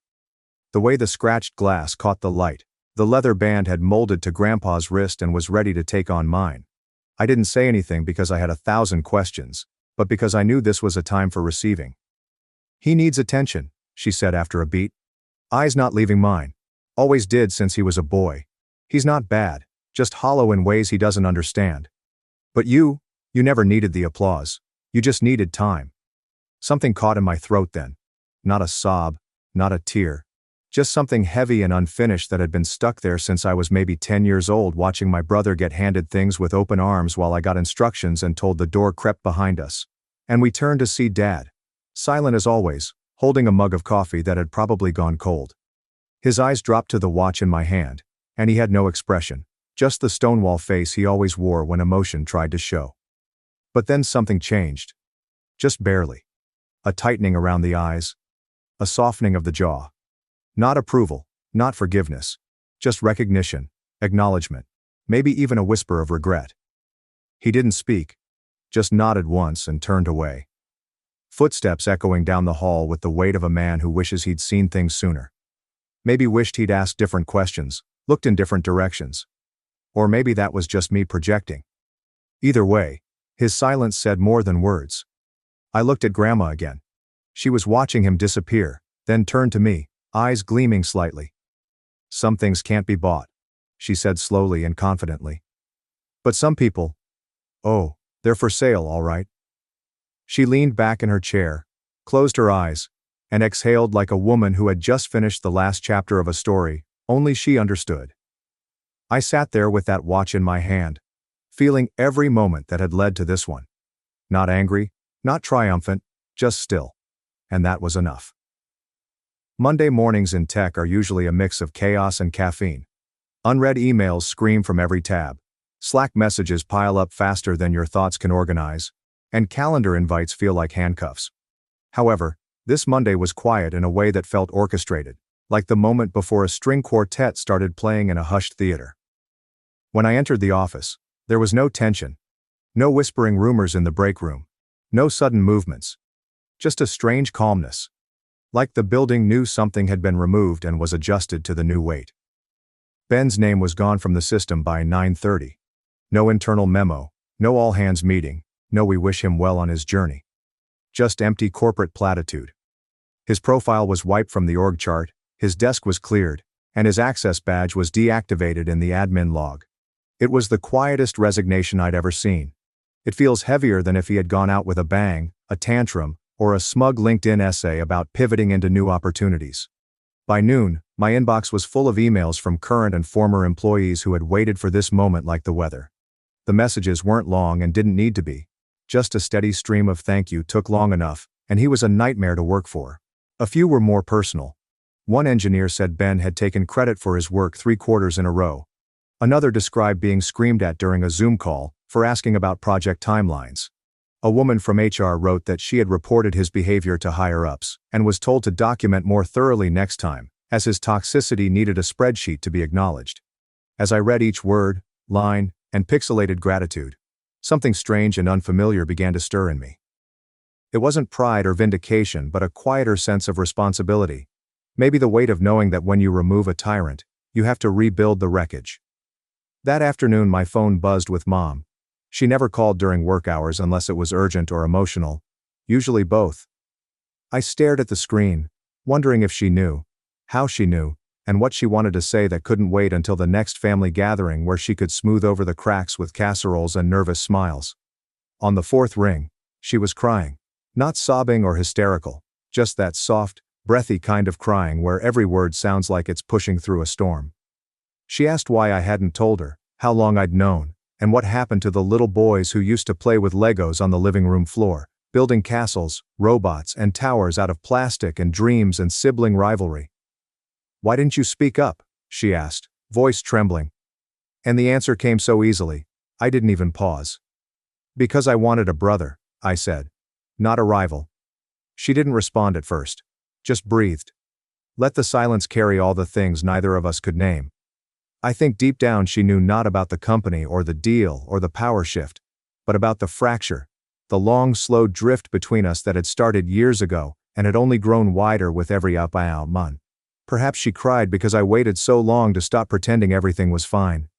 After the call, I sat in my office alone, lights dimmed, door closed, the kind of stillness that only comes after emotional fallout. I leaned back in my chair, hands steepled beneath my chin, thinking not about the company, staff, or budget meetings ahead. I wondered if Ben, the boy with the scraped knees and the crooked grin who laughed too loud and threw baseballs too hard, would ever forgive me or himself. When I got home that evening, the sky was already twilight. I kicked off my shoes, loosened my collar, and dropped my bag by the door. On the kitchen counter was an envelope. It was heavy, not physically, but in a way that feels old and waiting. No name on the front. No return address. I stared at it for longer than I should have, the edges soft under my fingers, the paper thick and folded with care. I don't know why. Maybe I wasn't ready. Maybe I didn't want to know what was inside because not knowing still held possibilities. Words of apology, anger, and a final declaration from a man who had never been big on words. I put it in my desk drawer, unopened, and that was enough for now. Thanksgiving came around like it always does, just cold enough to make your breath visible in the morning, and sentimental enough to bring families back together, ready or not. The leaves were mostly gone, scattered across the lawn like forgotten promises, and the house felt smaller than I remembered. Maybe because fewer voices were filling it. Or maybe because silence makes the walls feel closer. Either way, the air was different this time, not just from the season, but from the absence that sat at the table like a ghost in a folding chair. Ben wasn't there. His name wasn't directly mentioned, not in a way that opened the door to a real conversation, but he was everywhere in the gaps. The empty seat, the untouched place setting that Mom laid out anyway like muscle memory, had overridden common sense. Dad kept glancing at it without realizing it. It was more like grief, but without the clarity of death to make sense of it. A slow mourning for something that had cracked but never quite broken. Still sharp enough to bleed but not broken enough to bury. Mom was distant, like someone caught between traditions she didn't want to lose and a reality she couldn't accept. She smiled when she had to, refilled glasses too often, and kept asking everyone if they were warm enough, like it was a question that might fix something if asked again. I caught her looking at me more than once, not with blame, but with that soft, searching gaze only mothers have, the kind that scans your face like it might reveal the child she used to know buried beneath whatever you'd grown. Dad nodded at me when I walked in, a gesture so small and restrained it might have gone unnoticed if I hadn't been waiting for anything more. He didn't speak to me until I was halfway through my second helping of mashed potatoes, and even then, it was just a weather comment, used as bait. Grandma was there, of course, in her usual chair by the window, watching the wind play with the trees and the neighborhood kids tossing footballs between driveways. She looked smaller than she did at Easter, like time had finally started pressing on her shoulder, but her eyes were still sharp, still watching, still cataloging everything in that quiet, knowing way she had. When we met, she smiled gently, not wide or smug, just satisfied that a long game had finally fallen. I went to the den, the old wood-paneled room that still smelled like her perfume, dust, and old books. I sat at her desk, the same place I'd sat months earlier when she gave me Grandpa's watch. This time, I pulled out the envelope that had been waiting patiently in my desk drawer since Dad left it for me. I hadn't opened it because unopened things have potential. Hope, regret, praise, disappointment. Until you read the words. But that night, with the house humming softly and a half-healed family pressing against the windows like cold air, I opened it. There was only one line. You were always enough. I didn't know how to say it. I read it once, then again, and again, and then I sat back in the chair, stinging like I hadn't felt in years, not since I was a kid, and scraping my knee so hard the blood pulled in my sock. I wasn't angry anymore. Not at him, Ben, or the years I'd spent chasing a version of success I thought I needed to prove something. The tears came slowly, not dramatic, just real. Perhaps I needed to prove it to realize I didn't. When I rejoined the others, the house was dimmer, quieter, full of leftover smells, half-drunk wine, and half-heard laughter.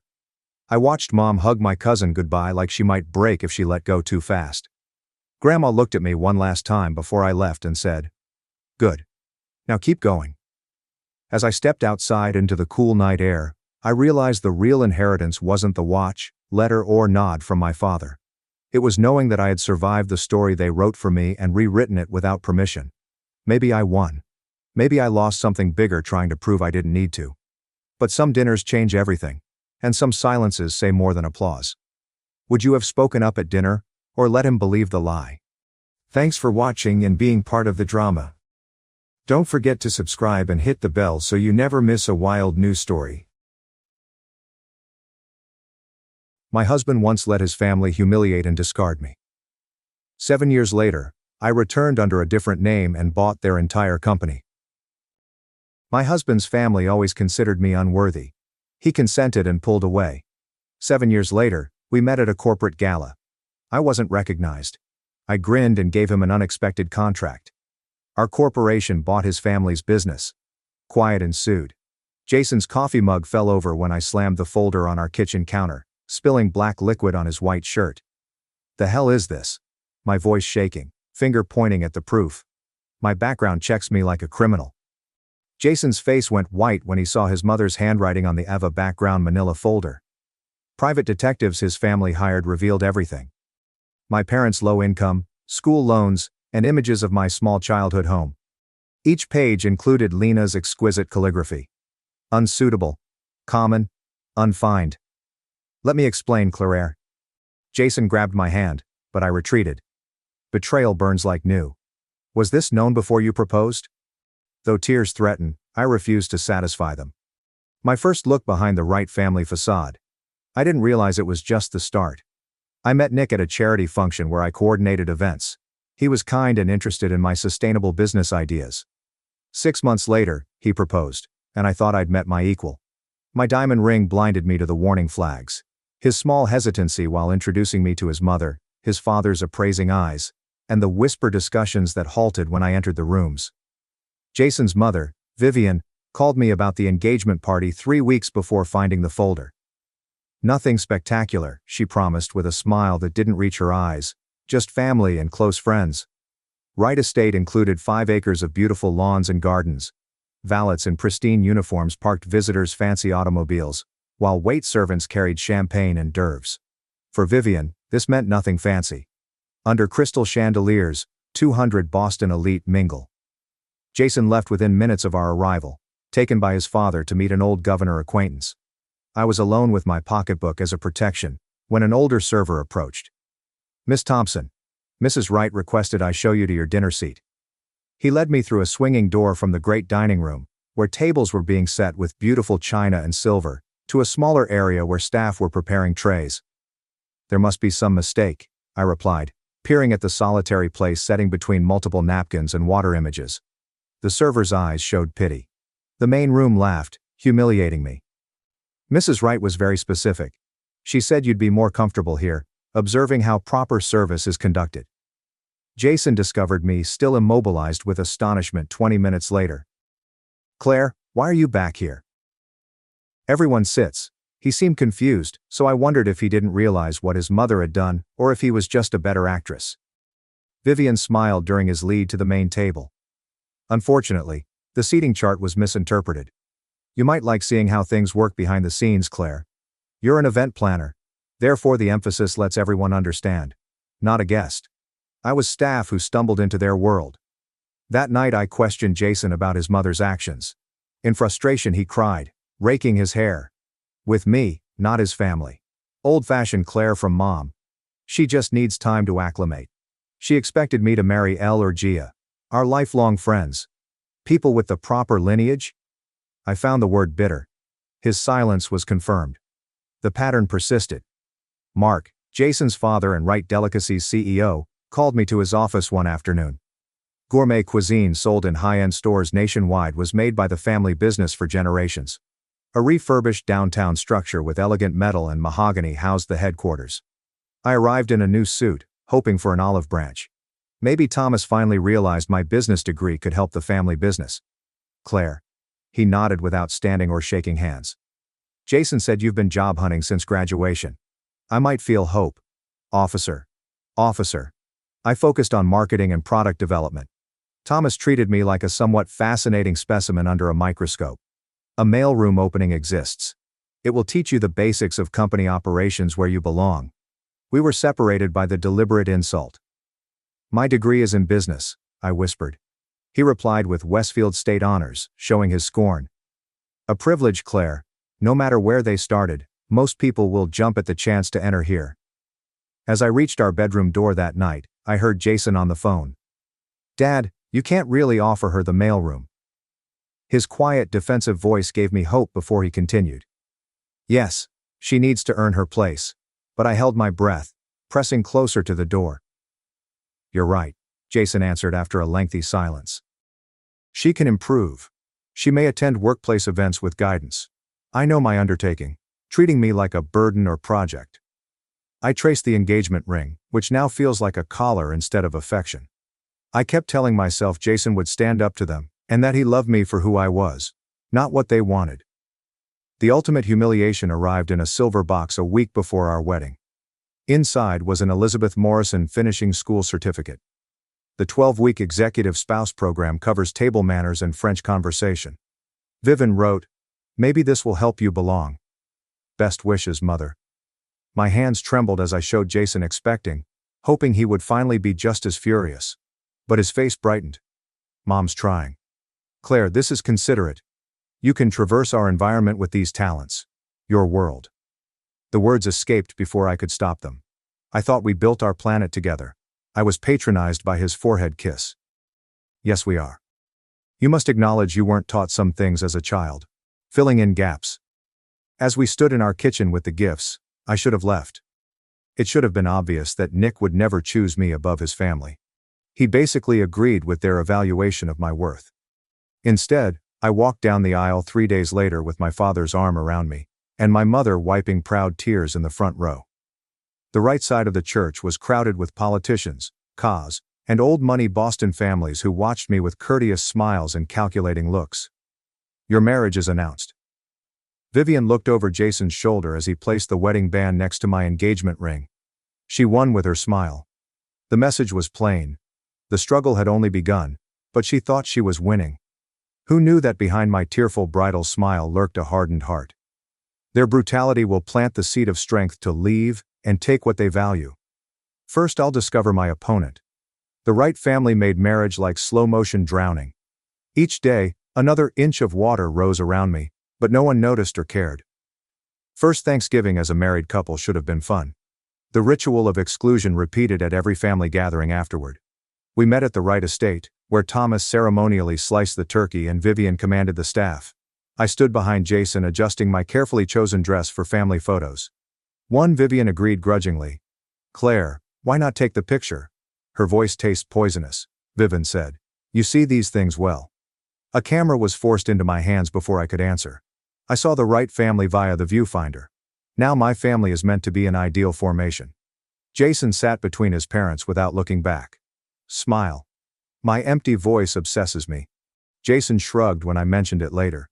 "Mom just wants lovely family photos. We'll join you next time." Next time never comes.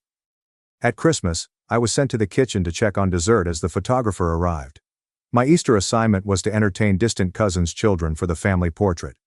Jason gets stronger and practices his excuses. Like a ghost haunting their immaculate tableau, I am there but unrepresented in the Wright family history. After 6 months of marriage, Jason started placing fashion magazines on our coffee table with articles about subtle beauty changes. "Darling," he remarked one evening as I browsed another magazine he'd left out. "Imagine doing something with your nose. A little tweak." I reflexively touched my nose. Problems with my nose? Jason sat next to me, holding my hand. "Nothing wrong with it. Just Mom mentioned." He resisted but too late. "Your mother discussed my nose." A smack hurt instantly. "She only wants what's best for us," Jason added in that pompous tone I'd come to hate. "The annual shareholders meeting is coming up. You'll be photographed for the company newsletter." She suggested presenting the best family brand image. "You mean?" My voice froze. "Indeed, it's vital. You now reflect me, and I reflect the organization." The recommendations increased in frequency and specificity. My hair was boring. Adding highlights may add class. My jawline needs shaping. My casual walk lacked proper posture. I became a project that never met specs as each criticism eroded my identity. The confidence that helped Jason recognize me at that charity event evaporated like a sun-damaged photo. An annual Wright Foundation charity gala commemorated our 1-year milestone. I spent weeks planning, examining guest lists, remembering Boston's affluent families' ties, and rehearsing small talk about relevant themes.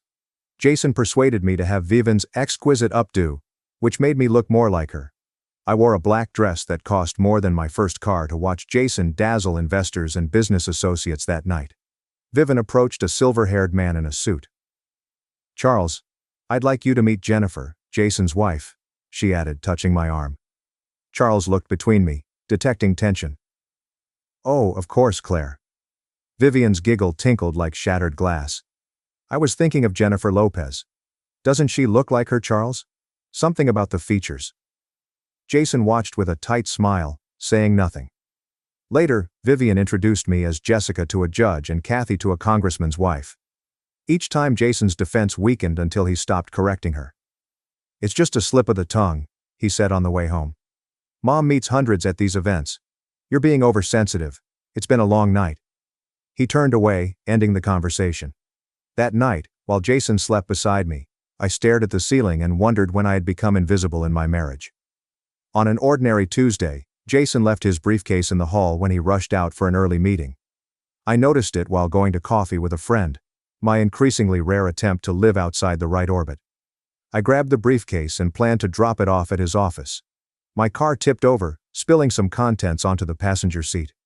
As I gathered the papers, my hand froze over a small pharmacy paper bag with 2 pregnancy test kits, and a yellow sticky note. Vanessa, potential mother of a true right heir. Pick up champagne if positive. The handwriting was Vivian's, and the implication was devastating. Who is Vanessa? My mind races through every conversation, event, and introduction. Then I remembered Tina, Senator Hall's daughter, who had attended several rite functions. Tall, blonde, meticulously bred, with Mayflower ancestry. Everything I wasn't. I replaced everything exactly as I'd found it, and gave the briefcase to Jason's assistant without seeing him. That night, I waited for him to explain or lie to me, but he said he'd be working late all week on the annual company retreat in the Berkshires this weekend. I inquired calmly, all CEOs and their spouses. My eyes were ignored. You shouldn't come this year. Mom advises keeping it professional. Negotiating with foreign partners under pressure. Family retreats were always held. The spouse was always included. Another no-go. Another erase. I understood more than he thought, I said. I decided Friday morning when Jason left for the retreat. I traveled to the Wright's magnificent Berkshire Lodge, where they entertained key clients. I parked down the road and took the customary woods trail to the back of the home. All of them were visible from the main lodge's floor-to-ceiling windows. Thomas addressing executives, Vivian overseeing personnel, company officials mingling, and Jason sitting closely with a blonde woman on a quiet couch near the fireplace. She held his arm as they chuckled about something private. I stood still while Vivian smiled at them. I couldn't hear her toast as she handed them champagne glasses. It wasn't necessary. Celebration was obvious. Every smile, touch, and furtive gaze revealed their future without me. I saw my reflection in the darkened glass as I left, numb with the final affirmation of my disposability. A ghost at the limits of their universe viewing a life that was never mine. I realized the gradual disintegration of my confidence, identity, and family place that night alone in Jason and my purportedly shared house. Everything led up to this. I wasn't married. I was a placeholder till someone better arrived. I have nothing to do with them. While drying my tears and packing, I made a silent pledge to myself. I shall be everything someday. I signed the divorce papers steadily despite my broken heart. Wright family attorney looked at me with a hint of contempt. A man who had spent a month bullying me into accepting nothing while leaving. You know that, by waiving alimony, you're just entitled to what you contributed into the marriage, he added condescendingly. I looked at him and said, I know what I'm leaving. He didn't realize I'd taken something more important than money. I worked late for 3 weeks, methodically copying information from Jason's home office as Jason worked late with Vanessa. Supplier agreements, production schedules, contract details. Jason, certain of my insignificance, never hid his work files. He'd soon forget our wedding date, his password. Documents revealed Wright Delicacies' entire supply network. They rely on 3 suppliers for their distinctive ingredients. Exclusivity contracts expiring in 2 years, and their startling markup on artisanal products mass-produced in low-quality facilities. A folder on international expansion was most beneficial. A 5-year strategy by Mark to sell watered-down luxury items in Asia. Profits would soar and quality suffer. Solid business practices. I left the attorney's office with only my clothes, business degree, and the appropriate family's vulnerabilities. They believed I left empty-handed. It was clear I was leaving with everything. First stop. Not a new apartment or friend's sofa. A bus station with a one-way ticket to Portland, Oregon, was as distant from Boston's crowded social circles as I could get. Distance wasn't just geographical, existential. Claire Wright will die and be reborn as Eva. Portland welcomed me with misty mornings and coffee shop owners. I pre-rented a modest studio above a bookstore for 3 months. My final savings. I felt something unexpected that first night on a bare mattress with rain knocking on the windows. Freedom. The metamorphosis started the next morning. I went to a salon with long Wright-approved brown hair and left with a bright auburn bob that would have made Vivian gasp. A kind-eyed stylist with tattoo sleeves examined my face as I sat in her chair. This isn't just a haircut, is it? She questioned as she cut. It's an exorcism, I said, watching my old existence crumble. The wardrobe followed. The traditional outfits and pearls that never fit me were gone. I like expressive colors and patterns. Every new item was announced. Not what they made me. Final touch was unexpected. A voice and speech coach flyer caught my eye outside a theater. After performing on Broadway, Patricia now helps people find their voice. In our first session, she nodded knowingly as I spoke. She noted your training to soften your cadence, to round your vowels and copy others. Boston Brahmin patterns, I think. I didn't realize how much I'd internalized Vivian's speech training and had to eradicate my childhood Midwestern inflections. I told Patricia I want my voice back. I speak, not just sound. Something happened over the next 3 months as I regained my authentic speech patterns.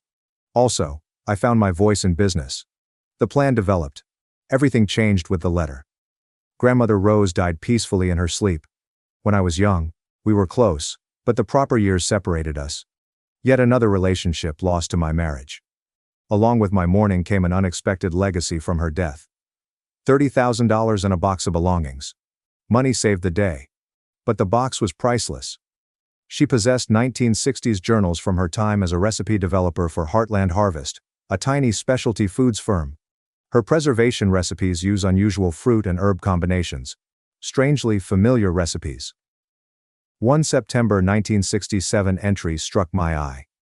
Today, Mr. Wright toured the facility, cared about my blackberry sage preserve, asked several questions about herb-sweet balance, calls it groundbreaking. I'm flattered but suspicious of his interest. 3 months later, H. Heartland abruptly shuttered. Sales to investors. They said, "Today, I saw my blackberry sage preserve in stores with the Wright Delicacies label. No credit, no compensation. Mr. Mark Sr. stole my work and is making a fortune. No one will believe a woman over a powerful man." I sat among my grandmother's things, stunned. The irony was almost too perfect. Wright Delicacies had been built on theft, just as their son had stolen years of my life. Grandmother Rose had given me more than seed money. She'd given me moral clarity. This wasn't about revenge anymore. It was about justice, reclaiming what had been taken from both of us. Mira, Wright's product development director until last year, and I met over coffee. Margaret's bitterness and insider knowledge spilled out. Thomas had me develop this whole line of organic, sustainably sourced products. I created everything. He pulled the plug, saying it wasn't on brand. 2 weeks later I was laid off because my position was redundant. She leaned forward, voice dropping. But Thomas is wrong. The market is shifting towards sustainability. Delicacies are so focused on tradition that they can't see the future. They're vulnerable. Margaret wasn't the only one. I systematically connected with 6 former Wright employees, each sharing pieces of the puzzle. David from accounting revealed their cash flow weaknesses. Zoe from marketing explained how their brand was failing to connect with younger consumers. Carlos from operations described their outdated production facilities. Each conversation was casual and each relationship was cultivated without revealing my true connection to the Wright family. I was Claire Thompson, a business school graduate interested in specialty foods.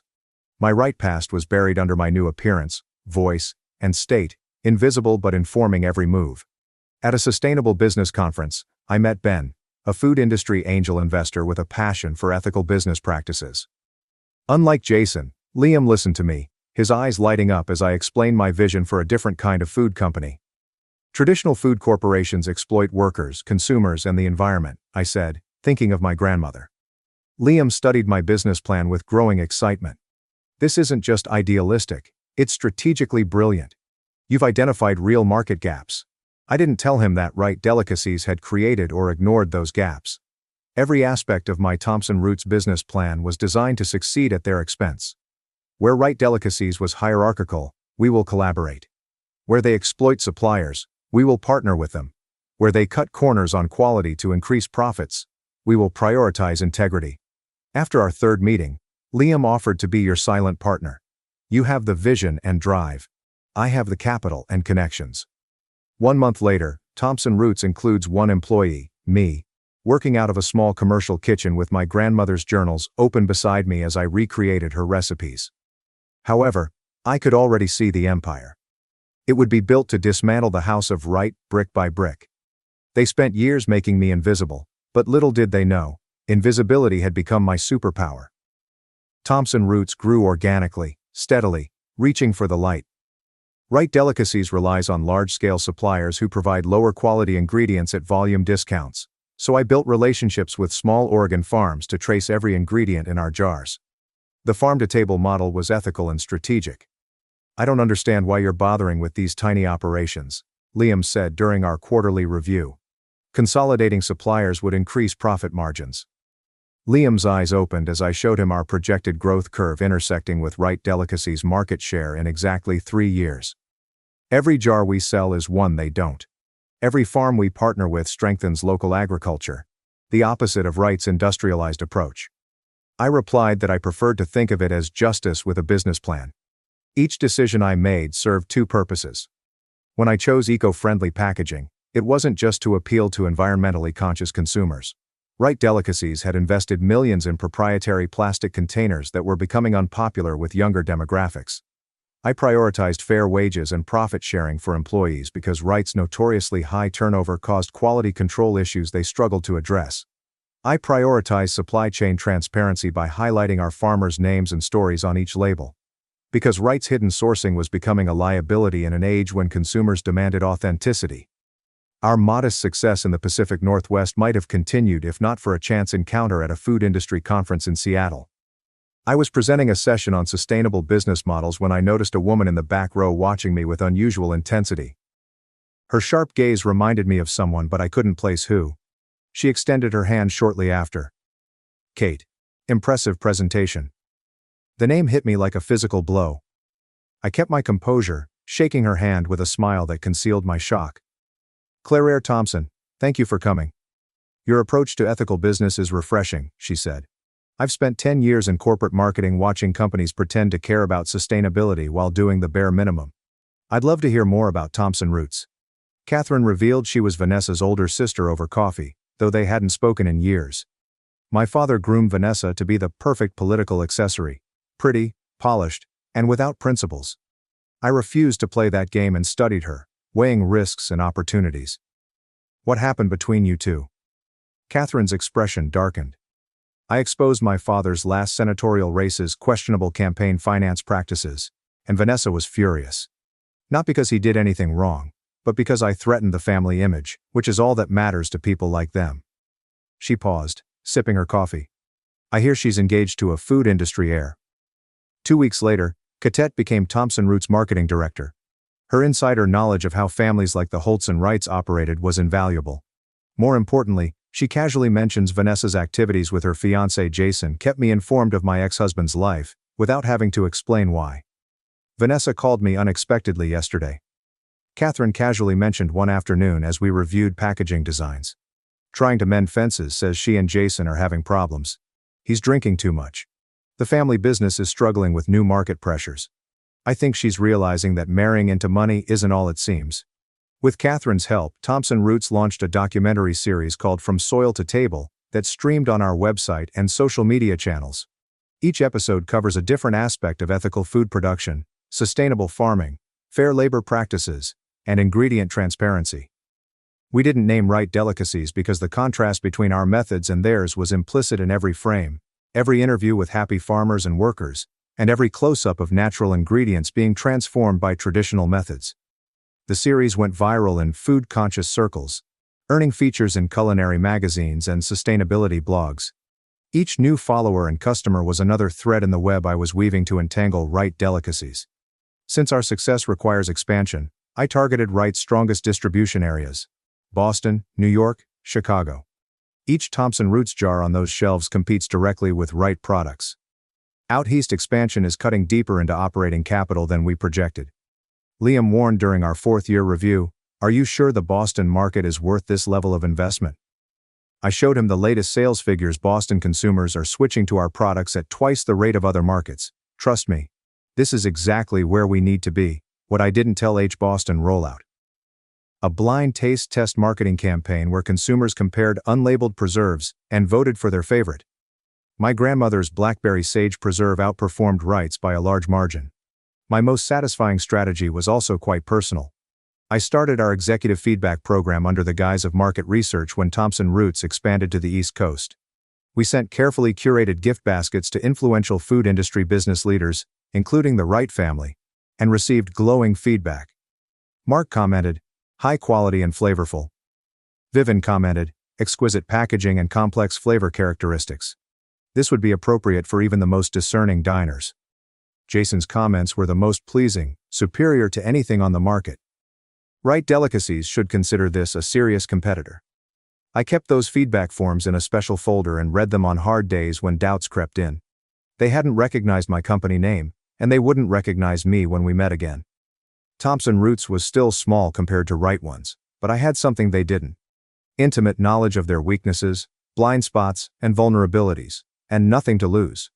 The spider's web was nearly complete. All that was left was to draw them in for the final confrontation at the National Food Innovation Gala, where industry leaders will network and showcase their latest products. They discarded me, believing I would fade into insignificance. This year, Thompson Roots was nominated for the Rising Star Award, which would put us on the main stage and ensure the rights were seen when I took the microphone. I was ready for my moment of recognition 2 weeks before the National Food Innovation Gala. I had become their most dangerous opponent, one they didn't see coming until it was too late. Ray, Right Delicacies' largest investor, would speak at a sustainable business panel in Boston, so I made sure Thompson Roots sponsored the coffee break after his session. Lawrence was mid-60s, well-dressed, and had the sharp eyes of someone who made his fortune by seeing opportunities others missed. Mr. Barrett, Claire Thompson, founder of Thompson Roots. Your panel insights were fascinating.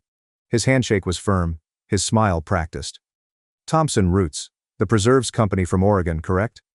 Impressive growth trajectory. You've been following our progress. I follow everything in specialty food, and he studied me with new interests. Your Rising Star nomination is well deserved. We talked about market trends and sustainability. Then I carefully addressed his investment portfolio. I know you invest heavily in Right Delicacies. I said their traditional approach dominates the market for decades. Barrett's expression changed at my use of past tense. Mark has built a remarkable legacy. Legacy is a powerful word. I agree, but I wonder if traditional companies can adapt quickly enough to changing consumer preferences. I shared market analysis data that directly highlights Right Delicacies' vulnerabilities without naming them. Barrett asked increasingly pointed questions. His concern was palpable. He suggested we continue this conversation over dinner next week, which I agreed to do, knowing he would be researching Thompson Roots and questioning his investment.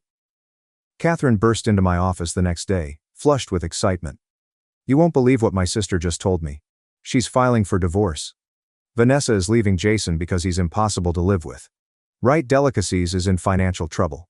Jason is drinking heavily and Thomas is determined to change strategies despite falling market share. I keep my expression neutral. How unfortunate. Catherine leans forward conspiratorially. Vanessa is already seeing someone else. Congressman Drew. She told me she needs to secure her future with someone who still does. The ruthless calculation was so Vanessa, so right adjacent, that I almost admired it. Jason had served his purpose in her life, just as I had in mine.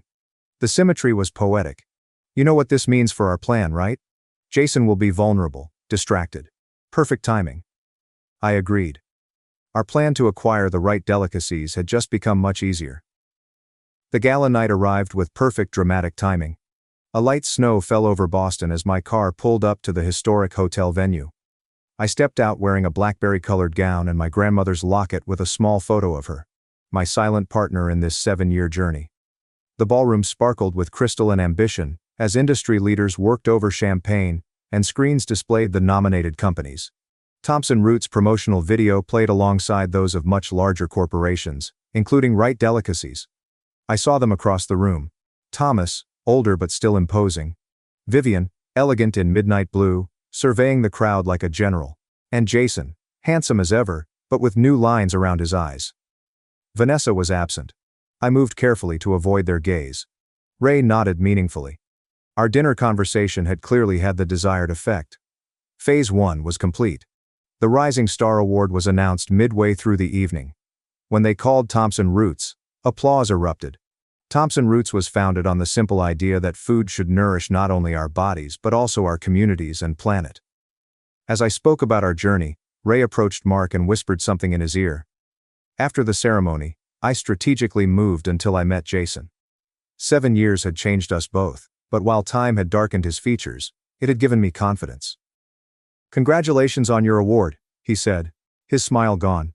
Impressive for such a new company. Thank you, Jason, I replied, watching for recognition in his name. Nothing. I believe business should be built on integrity, not just profits. He nodded absently, clearly not connecting this stranger with his past. I watched him leave satisfied. The real confrontation will come tomorrow in the Right Delicacies boardroom. The next morning, I arrived on time for Ray's meeting with the Wrights. He told them about a potential investment opportunity. When I entered the boardroom, Mark looked confused. "Miss Thompson, I don't understand." I placed a folder on the table and explained Right Delicacies' current position, and Thompson Roots offer to acquire controlling interest. The room was shocked. Jason almost choked on coffee. "How silly. We're not selling to startups. Your company's market value has dropped 30% in 2 years, I said calmly. 3 key suppliers are considering contract breaks. Your core demographic is fading, and newer consumers perceive your brand antiquated and unethical." Thomas's face flushed with anger. "How could you possibly know about our supplier issues?" "The same way I know about your cash flow problems and the loans you've taken against your family estate," I replied. "Due diligence." Jason glared at Barrett. "This is a hostile takeover."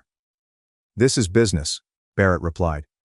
Jason picked up the acquisition contract, his hands trembling as he flipped through the pages. "Sign it," Thomas ordered, his voice resigned. "We can't fight this." As Jason's pen hesitated over the signature line, I decided it was time. I removed my grandmother's locket and opened it to reveal her photo. "Know who you're selling to before signing," I added gently. Jason looked up, exasperated, then froze. He dropped the pen, spilling ink across the contract. "Claire." His voice whispered. "Hello, Jason. 7 years." Finally connecting the dots, Vivian gasped. "Impossible.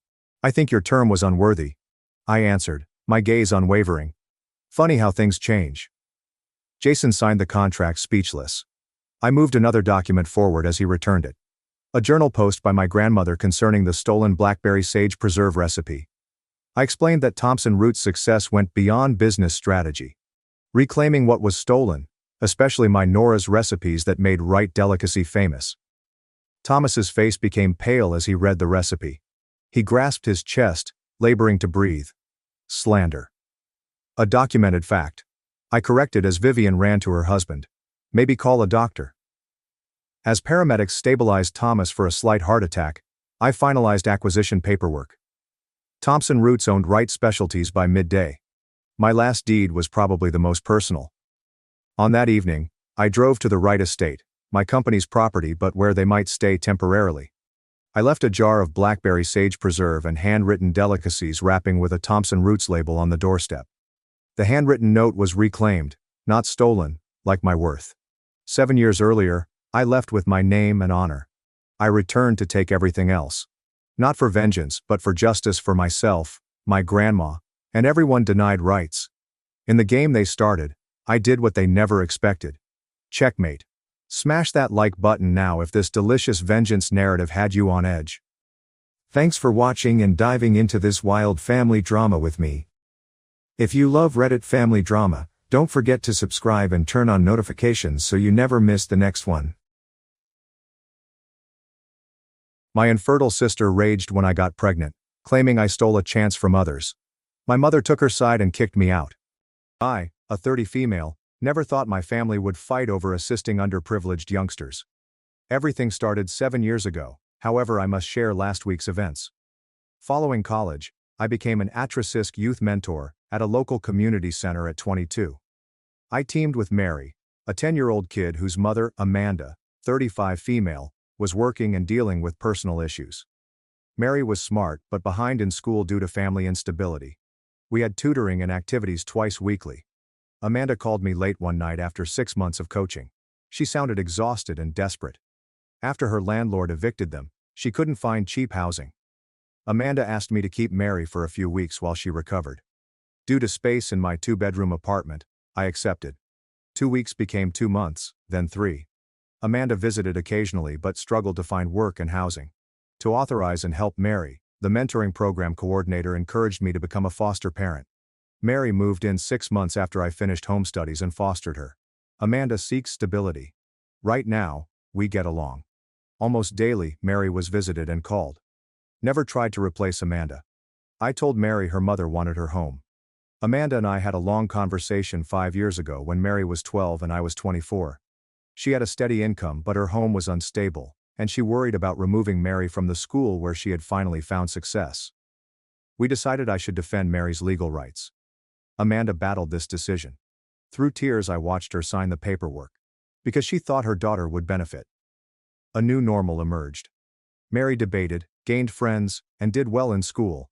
Amanda visits her weekends and calls often. I safeguarded their relationship. Amanda contacted me 2 years later.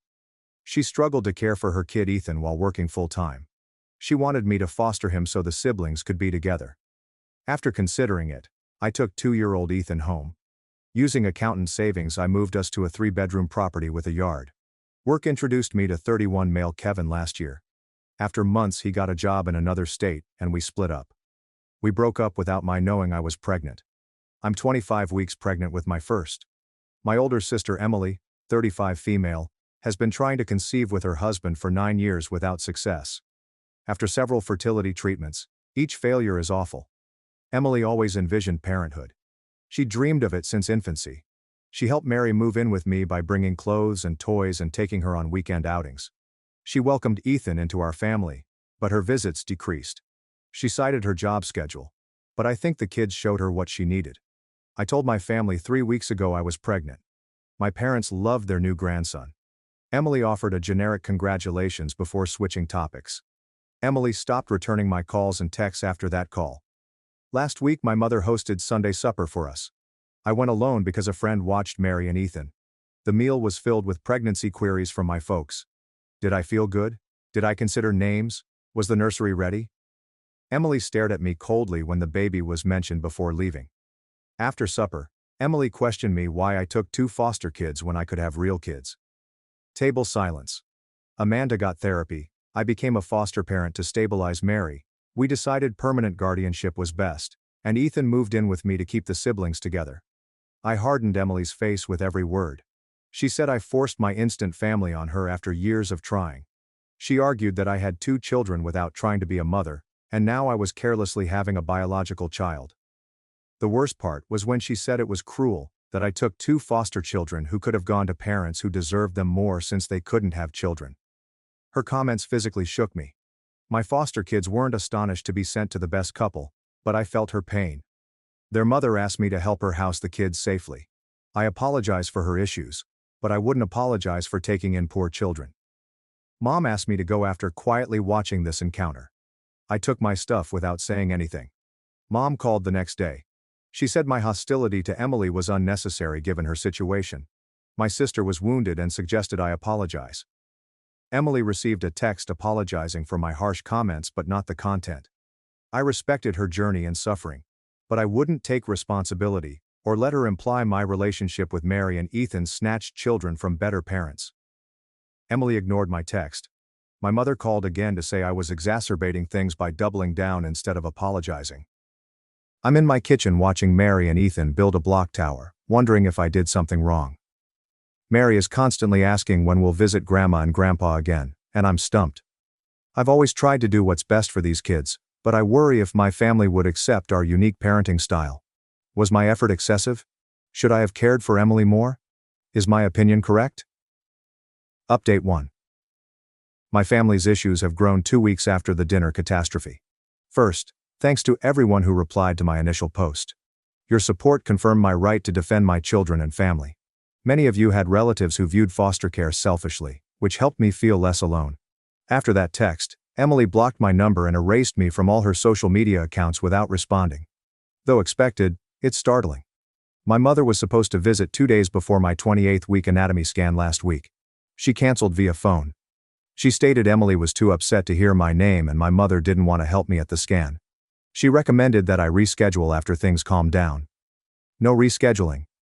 Instead, I took Ethan to the appointment. The clinic nurses loved him, and he read picture books while the ultrasound technician conducted it. Watching him joyfully point at the TV when the baby moved made my mother and sister's absence less noticeable. After the visit, Mom texted to ask how it went and if I learned the baby's sex. Got the message but didn't respond. Say what? That a child may replace her at the clinic? That a stranger cared more about my pregnancy than my family? Dad called 4 days ago. His call surprised me because he's impartial on family issues. After my mother told him about skipping the anatomy scan, he checked on me. He occasionally asked questions but mostly let me tell about what happened since supper. After I finished, he said something shocking. Emily and my mother were wrong, he thought. He added, providing a home for children who needed one was never something to apologize for. And while he understood Emily's pain, she had no right to make me feel guilty for my choices or my pregnancy. He volunteered to stay with me after the baby was delivered with his new wife, Susan. He proposed they help with Mary and Ethan for 2 weeks while I healed, even though they lived 3 hours away. I needed postpartum assistance after my mother volunteered for this position. I heard from Emily's husband Tom yesterday. After our fight and therapy, he reported Emily was inconsolable. No apology was requested. He admitted Emily's dinner remarks were unacceptable. He wanted me to know she was getting help and hoped we could reconcile. He was appreciated and I was delighted Emily was getting therapy. Reconciliation must value my 3 children and acknowledge that Mary and Ethan are youngsters who require safety and stability, not consolation trinkets for infertile parents. After sending that communication, I sat down with Mary to explain her aunt and grandmother's predicament in age-appropriate terms. To digest disagreements, grown-ups need time apart, I told her. I assure her it had nothing to do with her or Ethan, and that I prioritized our family, including the new baby. Mary thoughtfully asked her aunt why the baby bothered her. I stressed that seeing others get what they want can make individuals angry. She agreed, adding she felt the same when her friend brought her the sneakers she wanted for her birthday, but her mom, Amanda, couldn't afford them. I occasionally admire 14-year-old wisdom. I accepted my father's postpartum aid via SMS this morning. Next, I updated Amanda by phone. She calls Mary twice a week and visits monthly. Her health is good. She was promoted at work and moved into her apartment over a year ago. She worried about the family tension and volunteered to keep both kids for a weekend before the baby arrived so I could prepare.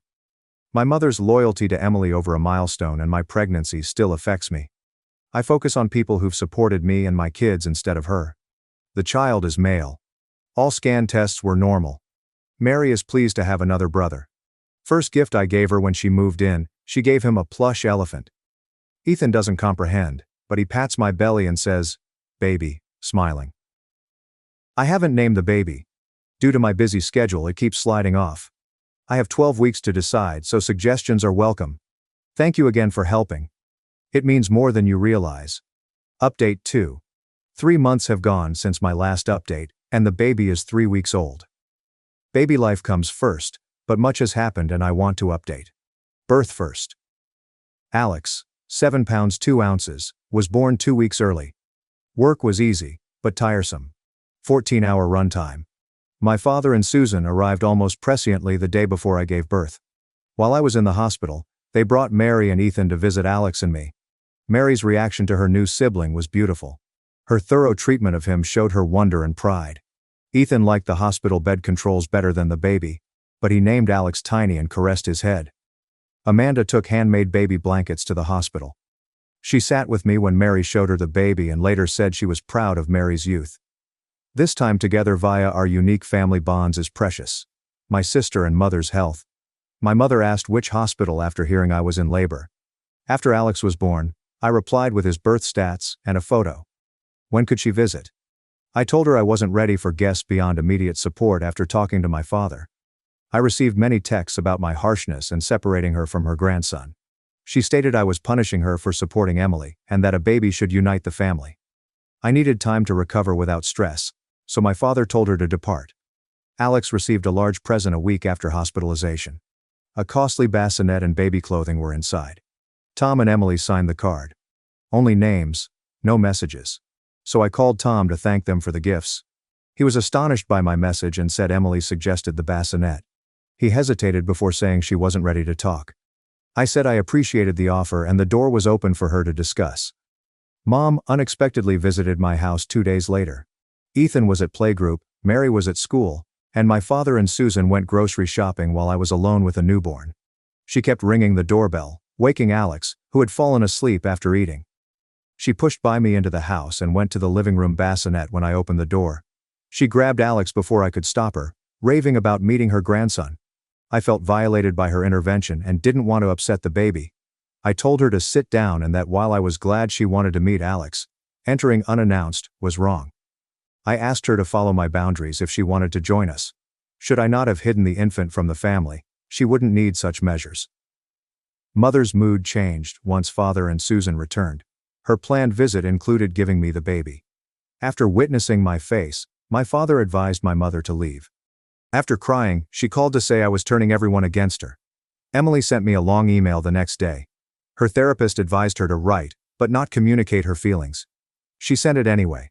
She apologized and accused me, saying her dinner words were hurtful and that my ease at having children was a personal attack on her suffering. The final paragraph stated that she and Tom were authorized as foster parents and anticipated their first placement next month. She claimed that her therapist helped her realize her resentment at me was unwarranted and that foster care will heal her. She said she wasn't ready to see me or the baby, but wished to reconcile. Good luck with her first placement, and congrats on foster parent permission. I gave her some guidance from my early fostering days and offered to talk when she was ready. No reply. My dad and Susan stayed 3 weeks longer than intended. Their help was crucial. They maintained Mary and Ethan's schedules, kept the house running well, and gave me quiet time between feedings. I was prepared for their departure. Amanda comes twice a month. She offered to care for Mary and Ethan for a week in the summer so I could focus on the baby. Mary is excited about this plan since Amanda moved to a poolside apartment complex. Getting used to 3 kids. Watching Mary read to her boys while they listen intently makes night feedings worthwhile. Ethan calls himself Mommy's helper and brings me diapers. While my mother and sister's issue remains unresolved, I found peace in focusing on our family in this house. My motherhood journey wasn't what I expected, but I wouldn't alter it for my 3 kids. Update 3. Alex, now a healthy, smart 9-month-old, has started crawling and getting into everything since my previous report 6 months ago.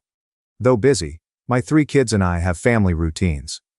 Emily and I are carefully repairing our relationship, which is the biggest news. I was texted 3 months ago to meet for coffee alone. I had Amanda watch the kids. She's my rock and met Emily at a cafe between our homes.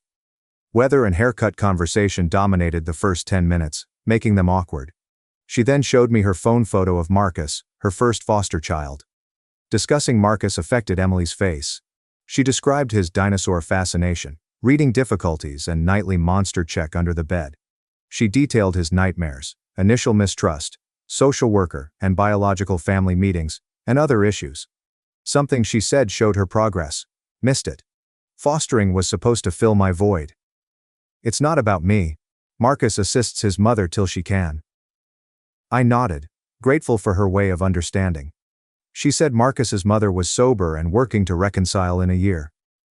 Emily shakily replied she would miss Marcus when he went home but supported reunion. She apologized. She denied that I stole children from deserving parents, or that fostering gave her comfort. She said her immune system had consumed her, preventing her from looking beyond her loss. Fostering Marcus showed her that systemic children don't solve adult issues. While their families heal, they need safe temporary lodging. I accepted her apology and apologized for my harsh statements during our fight. We spent the next hour talking about nighttime anxieties, reaching a child with walls, and building biological family relationships. We became sisters after years of hatred. Emily wanted to see Alex, Mary, and Ethan before leaving. Marcus played in the park with us the following weekend. The kids clicked instantly. Mary directed the smaller boys, and Ethan appreciated Marcus's dinosaur knowledge. After seeing only one baby photo, Emily hugged Alex, amazed with his progress. Our family meets monthly. Relationship repair continues. When old hurts return, tension rises, but we continue. My mother-daughter bond is tougher to repair. After her unexpected visit, I wrote her a letter setting clear boundaries. No surprise visits, no criticizing my parenting or family structure. I made it clear she had to respect these boundaries to be with us. No response after 2 months. Card with a little letter arrived in the mail. I miss my grandchild. Willing to listen. Try brief supervised visits. She hesitated, but she relaxed when she saw I wasn't punishing her, just setting boundaries. Mary's school play last month featured my mother. She hugged and told Mary she was proud later. Later that night she pulled me aside and apologized for favoring her daughters. Her revelation of what mattered came from seeing all 3 children prosper under my care. Our relationship isn't ideal but improving. Amanda stays with us. She brought her new beau to dinner at our house last month. Seeing her introduce him to Mary and Ethan was powerful. She encouraged my involvement in their lives and was confident in motherhood. This adventure showed me that family is about cooperation, not competition. Mary turned 16 last week. She requested calm conversation while we prepared her birthday supper. After thinking, she wanted to adopt us. We considered this over the years, knowing she could decide when she was ready. To hear her say she was ready made me cry. The legal process starts next month. Ethan, 4, loves his big sister and entertains Alex. Alex makes Ethan laugh most. Emily and Tom are willing to foster their second child, whose mother needs time to recover. Emily called me for nursery advice and we spent hours discussing the emotional and practical aspects of fostering a newborn. Marcus thrives under their care and will return next spring. Our journey has been surprising. When I started mentoring 7 years ago, I never imagined 3 motherhoods, an irreversible family breakup, and a deeper knowledge of family. Though hard, watching my children grow up with a biological and chosen family is worth it. Go to the next story. Story 2. My parents claim my sister's marriage was damaged by my advice. Months later, a horrible secret affects everything. I'm 34F and have endured months of family issues causing insomnia. Focusing on my younger sister Ella, 29F, her arranged husband Richard, 31M, and their 2 children, Jill, 7F, and Jack, 4MM. Ella met Richard in college. Opposites attract. Although Ella was organized, Richard was more casual. Their balance made things seem fine for a time. They married after college and had Jill a year later. Richard was overjoyed with Jill's birth. He talked of teaching her while watching her sleep for hours. Richard was overjoyed when Jack was born 3 years later. He'd always wanted a son and was delighted to take Jack fishing and camping. However, changes occurred. Richard was often absent, because his new job required more travel. Ella left with 2 young children and a full-time job. This stresses their connection. Ella lloró llamándome el año pasado. She found affair hints on Richard's phone. He denied it, but admitted to feeling a connection with a co-worker when challenged. He maintained nothing happened but trust suffered. After months of counseling, nothing worked. Richard was defensive and tough, Ella said. 8 months ago, they parted. They let Richard watch the kids every other weekend and review after 6 months. Early on, things went well. Richard will pick up and drop off the kids Friday and Sunday nights. Finally, he apologized. He worked late on a weekend. Next, he was unwell. He took the kids once a month max. I have 8-year-old twins Emma and Olivia, and 9-year-old Noah. Jill and Jack got along with their relatives, so I took them when Richard canceled. I chose relatives above father disappointment for kids. Richard took advantage. He called me immediately to ask if I could take the kids on his weekend, saying, "Your place is usually better." Furious, but I didn't want to disappoint the kids. I told Richard repeatedly. I suggested he help his kids. His excuses were common. Work, illness, or unavoidable plans stopped him from canceling. Spending time with his kids seemed optional. I have many terrible memories of this. My ex-husband Brian got worse after our divorce. He'd cancel at the last minute, leaving me scrambling for childcare. It took me a while to realize his actions hurt our kids and me. It finished last month. Even on his weekend, Richard asked me to take the kids on Friday afternoon. His explanation now: forgot his concert tickets. I took the kids despite my fury. Ella looked exhausted when she picked them up Sunday. She complained about Richard's dependability. She couldn't plan weekends since she didn't know if he'd take the kids. My Brian experience made me sympathize with her. I changed our custody arrangement so Brian could only get the kids when he asked. I mentioned how easier it was not to rely on him following a schedule and how my kids were happier not being disappointed. Ella took it seriously. She thanked me for listening and left with the kids. I thought that was it, but she notified Richard about changing their agreement. Richard raged at me the next day. He said I was trying to turn Ella against him and kidnap his kids. Shocked. None told Ella what to do. Shared experience. Richard didn't listen when I explained. Yelled at me for being a rotten sister and to mind my own business. I was fed up and snapped at him. If he wasn't inconsistent, Ella wouldn't change. My family's divided. My family agrees with Richard that I shouldn't have interfered. Richard has always been special because he helped Dad renovate their kitchen a few years ago. My brother likes my performance. He never liked Richard after he missed his birthday 2 years in a row. Our parents are urging Ella to stay still after I opened her eyes. They say Richard is struggling and needs help, not criticism. I worry about overstepping. Should I have kept silent about my experience? Am I responsible for accidentally provoking family strife? All this reminds me of Jill and Jack. Jill is old enough to know her dad cancels, and I've seen her disappointment. Jack is too little to comprehend. He inquired why they saw their dad less. Part of me wants Ella and Richard to resolve it. But I also want to fight for those kids so they don't think their dad doesn't want to spend time with them. I keep thinking about how much happier my kids are after I change Brian. His commitment to the time makes him rarely cancel when they meet. It altered their life. Maybe every situation is different. Maybe Richard is just having a tough moment and will recover.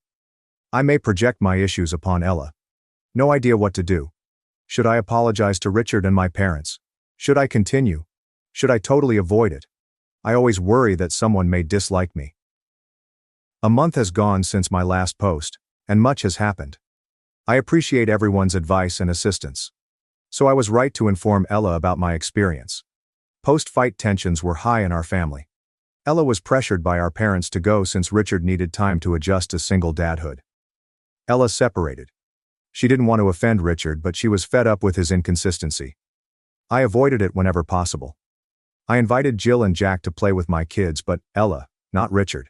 He wouldn't get more ammunition against me. One weekend while the kids were there, Jill asked me why her dad didn't want to see them. The heart broke. I tried to imply she loved her dad, but adults have trouble. She seemed happier after our chat, but I'm not sure she understood. The culmination was 2 weeks ago. Weekend with the kids was Richard's plan. Ella dropped them off Friday night, but Richard called at 9 p.m. to say he had to work out of town and suggested she bring them up. Ella raged. She planned her childless weekend. Ella phoned me. She sobbed and requested me to watch the kids overnight. Sure, I agreed. Jill cried when she dropped them off, asking why her dad didn't want to see them. Why they moved late at night puzzled and annoyed Jack.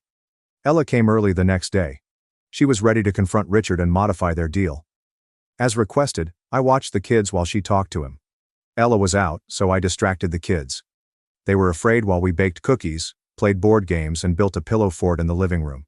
Jill kept asking when her mother would arrive and Jack clung. Miss Ella vanished for hours. She looked fatigued, but relieved when she returned. She said she and Richard had a long, difficult conversation. To defend himself, Richard said work was crazy. But Ella persevered. Richard was advised he would no longer have set weekends with the kids. He had to ask her a week ahead to take them for a weekend. Last-minute cancellations cost him his next shot. Ella continued despite Richard's disapproval. She told him his behaviors affected the kids, and this was his last chance to prove himself trustworthy. Parents were upset when they learned. I was accused of poisoning Ella against Richard at my house that night. It was Richard's behavior, not my advice to Ella, I said. A fierce argument ensued. Our dad kept saying Richard was trying, and our mom accused me of jealousy since Richard was a better father than my ex. That hurts. Despite his flaws, my ex was punctual. Every time Richard canceled on the kids, I reminded them how upset Jill and Jack were. I asked if Richard could treat his kids like options. That made them pause, but they granted Richard more time. After the argument, parents left to think. Not talking to them is hard. Our family has always been close, so this rift hurts. Ella was helpful. Our conversation inspired her to protect herself and her children. She claims she neglected Jill and Jack to maintain peace. Peace is uneasy for now. Richard's accepted the change but is upset. Ella seems more in charge. The change is confusing, but kids are adapting. Recently, Jill wondered why things changed. I said her parents were trying to find ways to spend time with her and Jack. She agreed, but she seemed nervous. It may not solve everything, but it's a start. Without last-minute cancellations, Ella relaxes. This should inspire Richard to spend more time with the kids. I'm supporting Ella and the kids. Ella knows I'm always willing to help Jill and Jack. I'm also giving our parents space to help them change. While it's difficult and will take time for everyone to adjust, I think Jill and Jack will benefit. This new setup should provide them with reliable parents. Update 2. Again, things changed abruptly this month. New agreement with Richard appeared fine at first. He scheduled a visit to the kids and arrived on time. Ella was cautiously optimistic. Ella cried on the phone 2 weeks ago. She learned Richard lost his job 3 months previously without notifying anyone. He was preoccupied with job interviews or trying to make ends meet when he said he was busy or had to go out of town for business. This news saddens Ella. She and Richard were always upfront about money. They made all major decisions collectively. Richard lost her trust after keeping this secret for so long. Ella was confused. She was outraged that Richard lied to her and the kids. She regretted being hard on him when he struggled. She asked my counsel. I advised her to quietly talk to Richard and get all the information before making a decision. Ella agreed and met Richard the next day. Their conversation revealed much. Richard said he was too embarrassed to tell anyone he lost his job. Getting a new one before anyone discovered it took longer than expected. He couldn't afford to eat or take the kids out, so he canceled. Much is made clear by this. Though not justified, Richard's actions make sense. It reminded me that pride and embarrassment can cause unwise decisions. Ella se arrepintió de la traición de Richard, pero entendió por qué. The solution was discussed for hours. Another deal was made. Ella is more flexible, but Richard must request the kids in advance. She offered to help with the kids financially while Richard looked for work. Ella told me this, and I was amazed but proud of her understanding. I told her to be cautious. She should check Richard's employment search to make sure he wasn't taking advantage of her kindness. Our parents altered their thoughts after learning. They criticized Ella for softening after scolding her for being tough on Richard.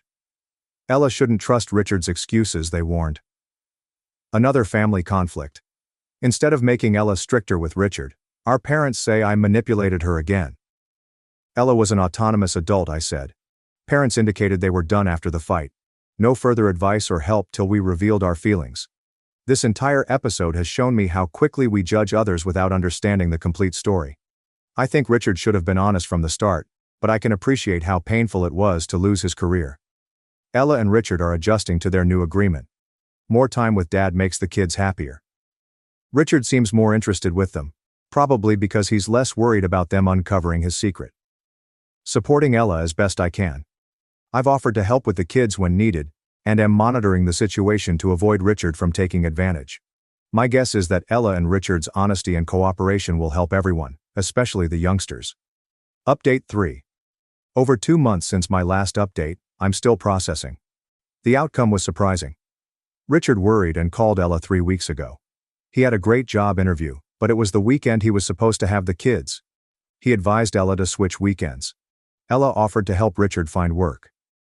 I watched Jill and Jack so Ella could rest on interview day. Nothing was wrong until Ella called me furiously at 3 p.m. Police contacted her recently. His car wrecked on the interview route. Without knowing what to expect, we went to the hospital. Despite Richard's broken leg and bruises, we were relieved to find him alive. Here, things get tough. The accident responding officer visited us while Richard was hospitalized. He said Richard's automobile had open alcohol containers and his blood alcohol level was high. Ella was devastated. That moment dashed her hopes for Richard's future. She cried in the hospital waiting. My anger prevented me from comforting her. Richard risked death. He missed a great job that may have supported his kids. A few days after Richard left the hospital, Ella approached him. He cried and admitted to drinking for years before splitting. He said it helped him cope with unemployment and shame over not supporting his family. Our uncle's lengthy alcoholism sprang to mind with this news. It broke up our extended family and took a long time to heal. We might do the same with Richard, I thought. Ella separated. Her rage at Richard for jeopardizing everyone. She knew he needed help. After heated debate, the conclusion was reached. Richard accepted rehab. He can't visit the kids alone throughout treatment. Ella will update him twice a week via video chat on Jill and Jack. Explaining this to kids was hard. Due to her age, Jill had many difficult questions. Thank goodness Jack was too young to understand. Ella explicó a ellos que su padre necesitaba hospitalización especial. The news shocked our parents. They apologized to Ella and me for missing signs. They've helped with kids and Richard's treatment. Even though it took a major event to unify us, having them back has been comforting. My mind is still processing. I'm furious with Richard for jeopardizing so many, but I hope he gets help. Helping Ella and the kids through this difficult time is my top priority. Ella is strong. She informed the kids in an age-appropriate manner that their dad is ill and seeking therapy. She attends Ellen and meetings for self-help. I've been trying to normalize Jill and Jack's time with me, including baking and watching movies, despite their confusion and sadness. Jack is clingy, and Jill suffers nightmares. Despite the emotional roller coaster and lengthy road ahead, I'm cautiously hopeful that this could be a turning point for Richard and his relationship with his kids. Time will tell. Today, we're taking it day by day. Ella puts her kids and rehabilitation first. As Richard recovers, I'm attempting to be my family's supportive sister and aunt. I learned about communication, not jumping to conclusions, and family dynamics intricacy from this occurrence. Though difficult, I think we'll all be stronger. Thanks for watching and sticking around till the end. If you enjoyed these stories, make sure to subscribe and hit the bell so you don't miss the next drama-filled episode. She once rejected me and chose another. Now, out of a toxic relationship, she says she still loves me, but I don't feel the same anymore. Lena, 28 female, and I met in a recreational volleyball league 3 years ago. Our team practiced twice a week and played weekend matches. Our friends formed that way. We had drinks or meals after every practice at 8. Corporate lawyer Chase, 30 male, was here. Lena caught my eye immediately. She was like this, not only in appearance but in energy. She loved teaching high school science and often had funny anecdotes about her students. Lena spoke most in our group after practice. Chase was also first intrigued by her. He always sat next to her and walked her to her car when we went out. Our group bonded in the first year. We shared birthdays, moved apartments, and went to Cape Cod for a weekend. Lena became more attractive to me throughout this time. She crossed my mind during work meetings and grocery shopping. We frequently texted about various topics, such as a hilarious dog she spotted on her way to work, a new restaurant, or book TV program recommendations. After a year and a half with Lena, I told her how I felt. It was difficult to decide. Changing our friendship kept me up at night. What if she declined? Would our relationship suffer? Would it affect all our friends? I pondered these questions for weeks. One night after practice, I invited Lena to coffee. Just us two. Near the gym, we visited this small cafe. I recall everything about that time. I saw the chipped blue mug in front of me, the espresso machine hum, and the dusk light through the windows. I informed Lena that my love for her had gone beyond friendship and asked if she would date me. Lena took what seemed like hours to respond to her coffee. She stated she loved our friendship but not me. She said she wasn't searching for a relationship because she was considering applying for a master's program. I spent hours staring at my ceiling at home that night. Despite the hurt, I appreciated her rejection. I avoided acting differently around her for several weeks. We kept playing volleyball, hanging out, and texting. The rejection pain dissipated as I focused on going forward. After rejecting me, Lena started dating Chase within 2 months. They revealed themselves during our Friday night drinks while holding hands. The sight hit me hard. They received congrats from everyone while I tried to absorb what was happening. She wasn't only dating someone else. She explicitly stated she didn't desire a relationship at that time. Seeing them together showed me her rejection wasn't about timing or priorities. She wasn't interested in me. I felt something change then. I lost interest in Lena. Not out of spite or resentment, but because shared passion is essential for my romantic desire. Without exchange, such feelings were trapped. I remained friends with Lena and Chase despite this news. I wanted Lena to be happy. Chase making her happy is fine with me. We still play volleyball, but I missed some after becoming CFO. Lena and I still texted, joked, and told stories. She became close friends with my sister, Claire, 32 female, with whom she went shopping and had lunch every few weeks. Thank goodness they connected. Claire wanted Boston friends after moving there recently. Chase and Lena split months ago. Our group was shocked, because they always appeared like a fantastic match. Chase stopped attending our meetings first, then Lena. When she joined us, she was quieter, and less herself. I discovered the truth 3 weeks ago. Shaking, Claire called me. Lena showed images of arm and back bruising. Chase abused her physically and emotionally. He continually judged her, monitored her phone, and cut her off from friends. This news left me flabbergasted. My longtime friend Chase, who laughed with us and helped us move apartments, was torturing Lena behind closed doors. Lena spent more time with Claire and at my house after this discovery. We encouraged her without pressuring her. She was improving, but I thought she needed professional help to digest things. Lena visited my apartment 2 weeks ago. We drank wine and chatted about nothing important. A new Netflix program, volleyball season, weather. Two people can hardly stand in my tiny kitchen without knocking into each other. Lena kissed me while we laughed. I left the kiss after 10 seconds. I joked about the wine being stronger than expected. Lena laughed too, agreeing it was booze. Shortly after, she left to create lesson plans for tomorrow. Lena returned to my door the next morning. She asked to talk with red eyes. Sitting on my couch, she said she had loved me for months. She wished we had started our relationship earlier. Lena says she initially declined Chase's invitation. He kept delivering flowers to her school and bringing takeout from her favorite restaurant to her apartment until she agreed to a date. She felt rushed into the relationship. Lena thought she and I might have met if Chase hadn't pushed so hard. I listened to what she said, having chaotic feelings. After she stopped being romantic, I told her I loved her as a friend, but no longer loved her. I didn't feel excited about dating her anymore. Lena's face fell. She wondered whether I was rejecting her out of revenge after years of rejection. I assure her that wasn't the case, but secretly I knew her initial rejection had affected my view of her. Once I discovered she didn't share my romantic feelings, they never returned. It wasn't revenge. My initial need was shared enthusiasm. Lena seemed distraught leaving my flat. Claire called me that night, angry I rejected Lena. She said Lena was my perfect match and I was nasty and vengeful. Claire claimed that Chase, a textbook narcissist, had twisted Lena, and I was punishing her for nothing. Lena texted me the next day, requesting solitude. She suggested we quit seeing each other. This upsets me because I tried to keep our friendship despite my sad sentiments when she rejected me years ago. I still consider Lena a friend and hope we can reconnect. I granted her space and plan to contact her when things calm down.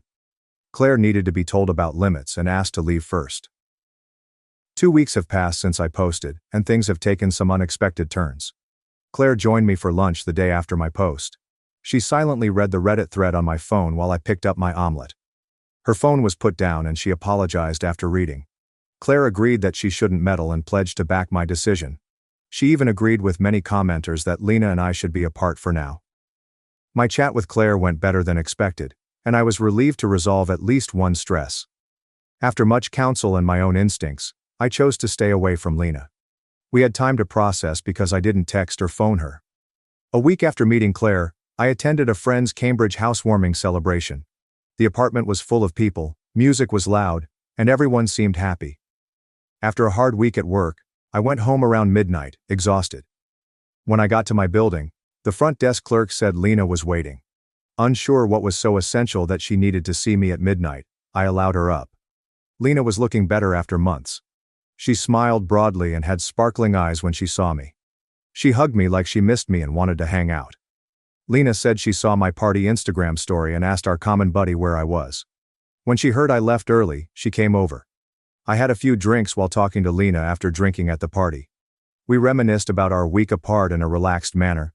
Lena kissed me again in my kitchen. Due to drink and familiarity, I didn't stop her this time. Lena slept. I got up first the next morning, my head hammering from the cocktails. I went to fetch coffee while Lena slept, unsure what transpired. She was showering when I returned. I waited on the bed with coffees, knowing we had to chat. Lena requested to speak.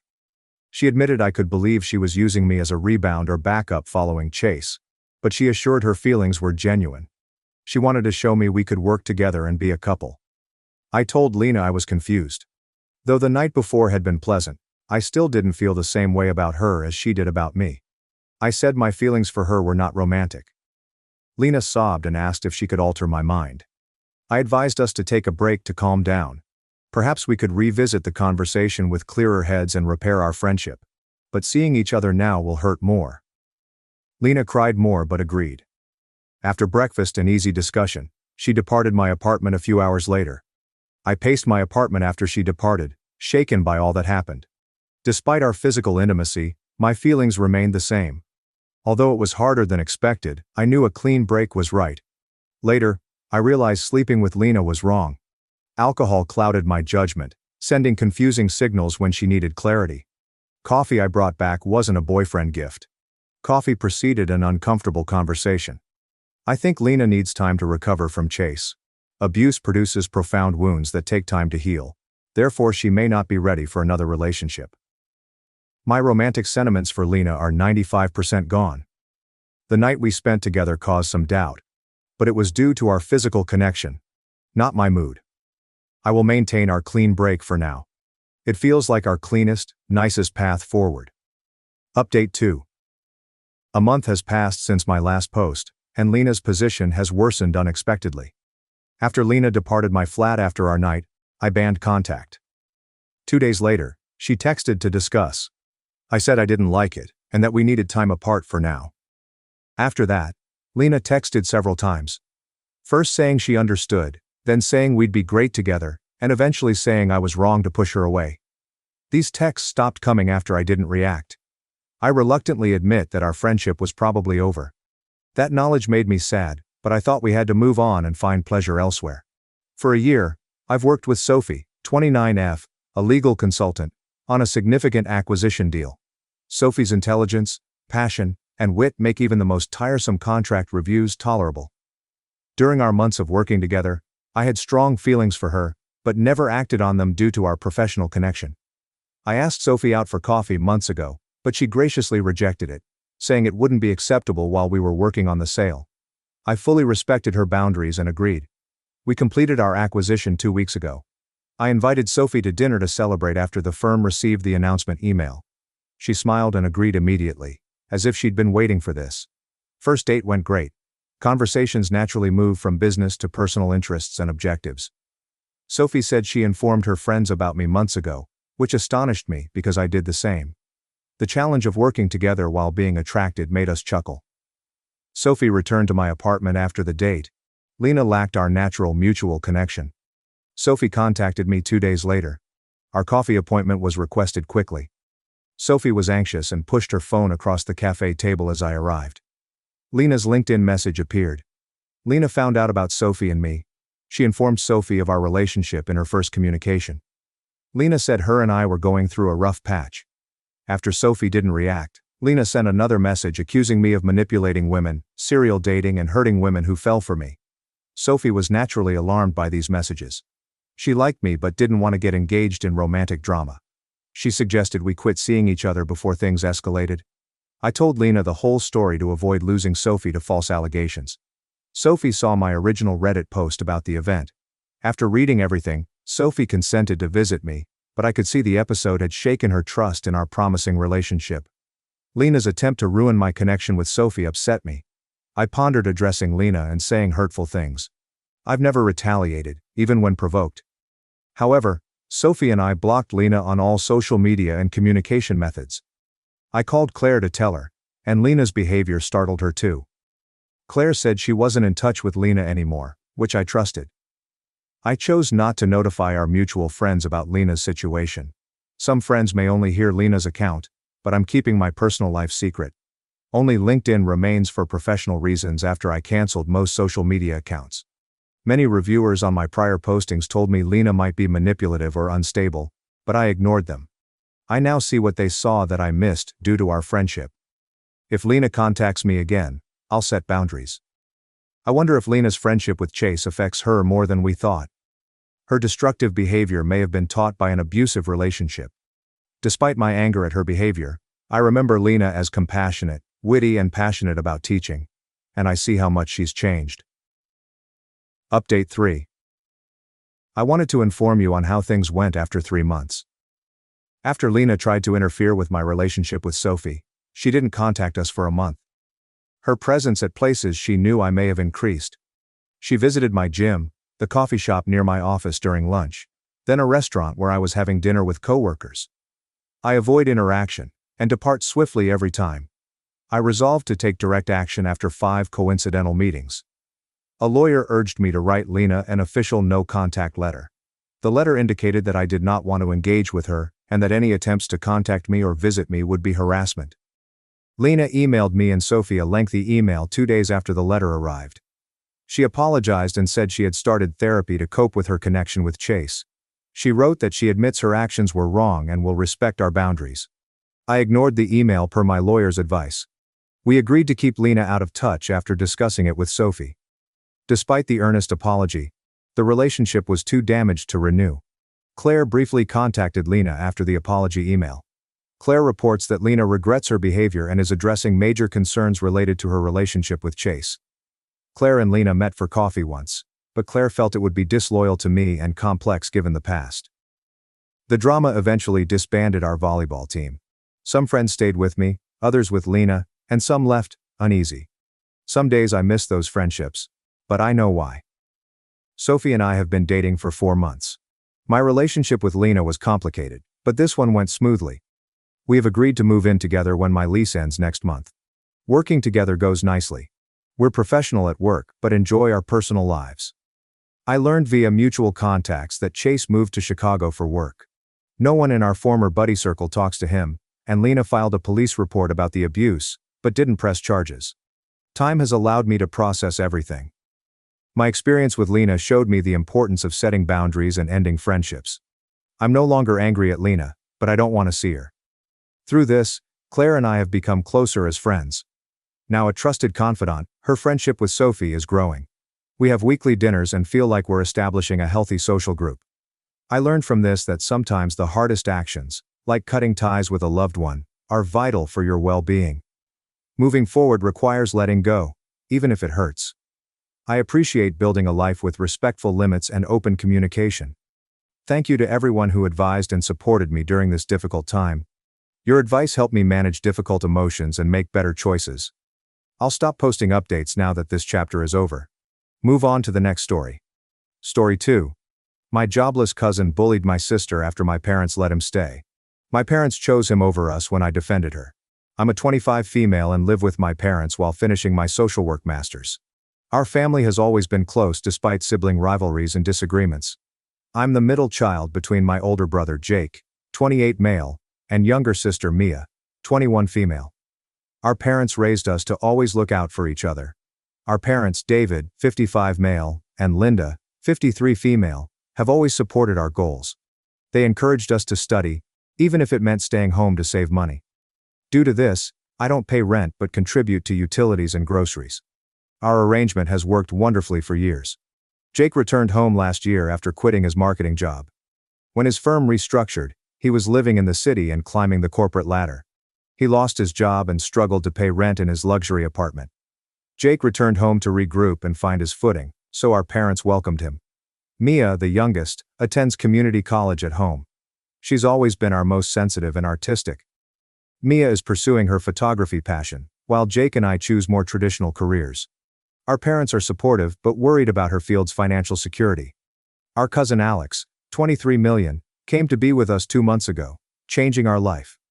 My mom's sister's son, Alex, was our vacation and summer companion. He was always the life of the party, quick with a joke and never took anything seriously. Alex struggled despite his easygoing exterior. Alex struggled with his parents' breakup throughout high school. He acted out, got in trouble, and quit college after a semester. He's bounced between jobs for years, never finding his niche. His recent relationship with Sarah seemed to change him.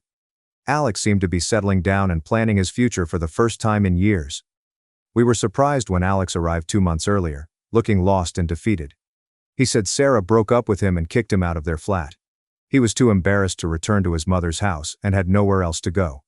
Since our parents are loving, they offered him our guest room till he recovered. All appeared well at first.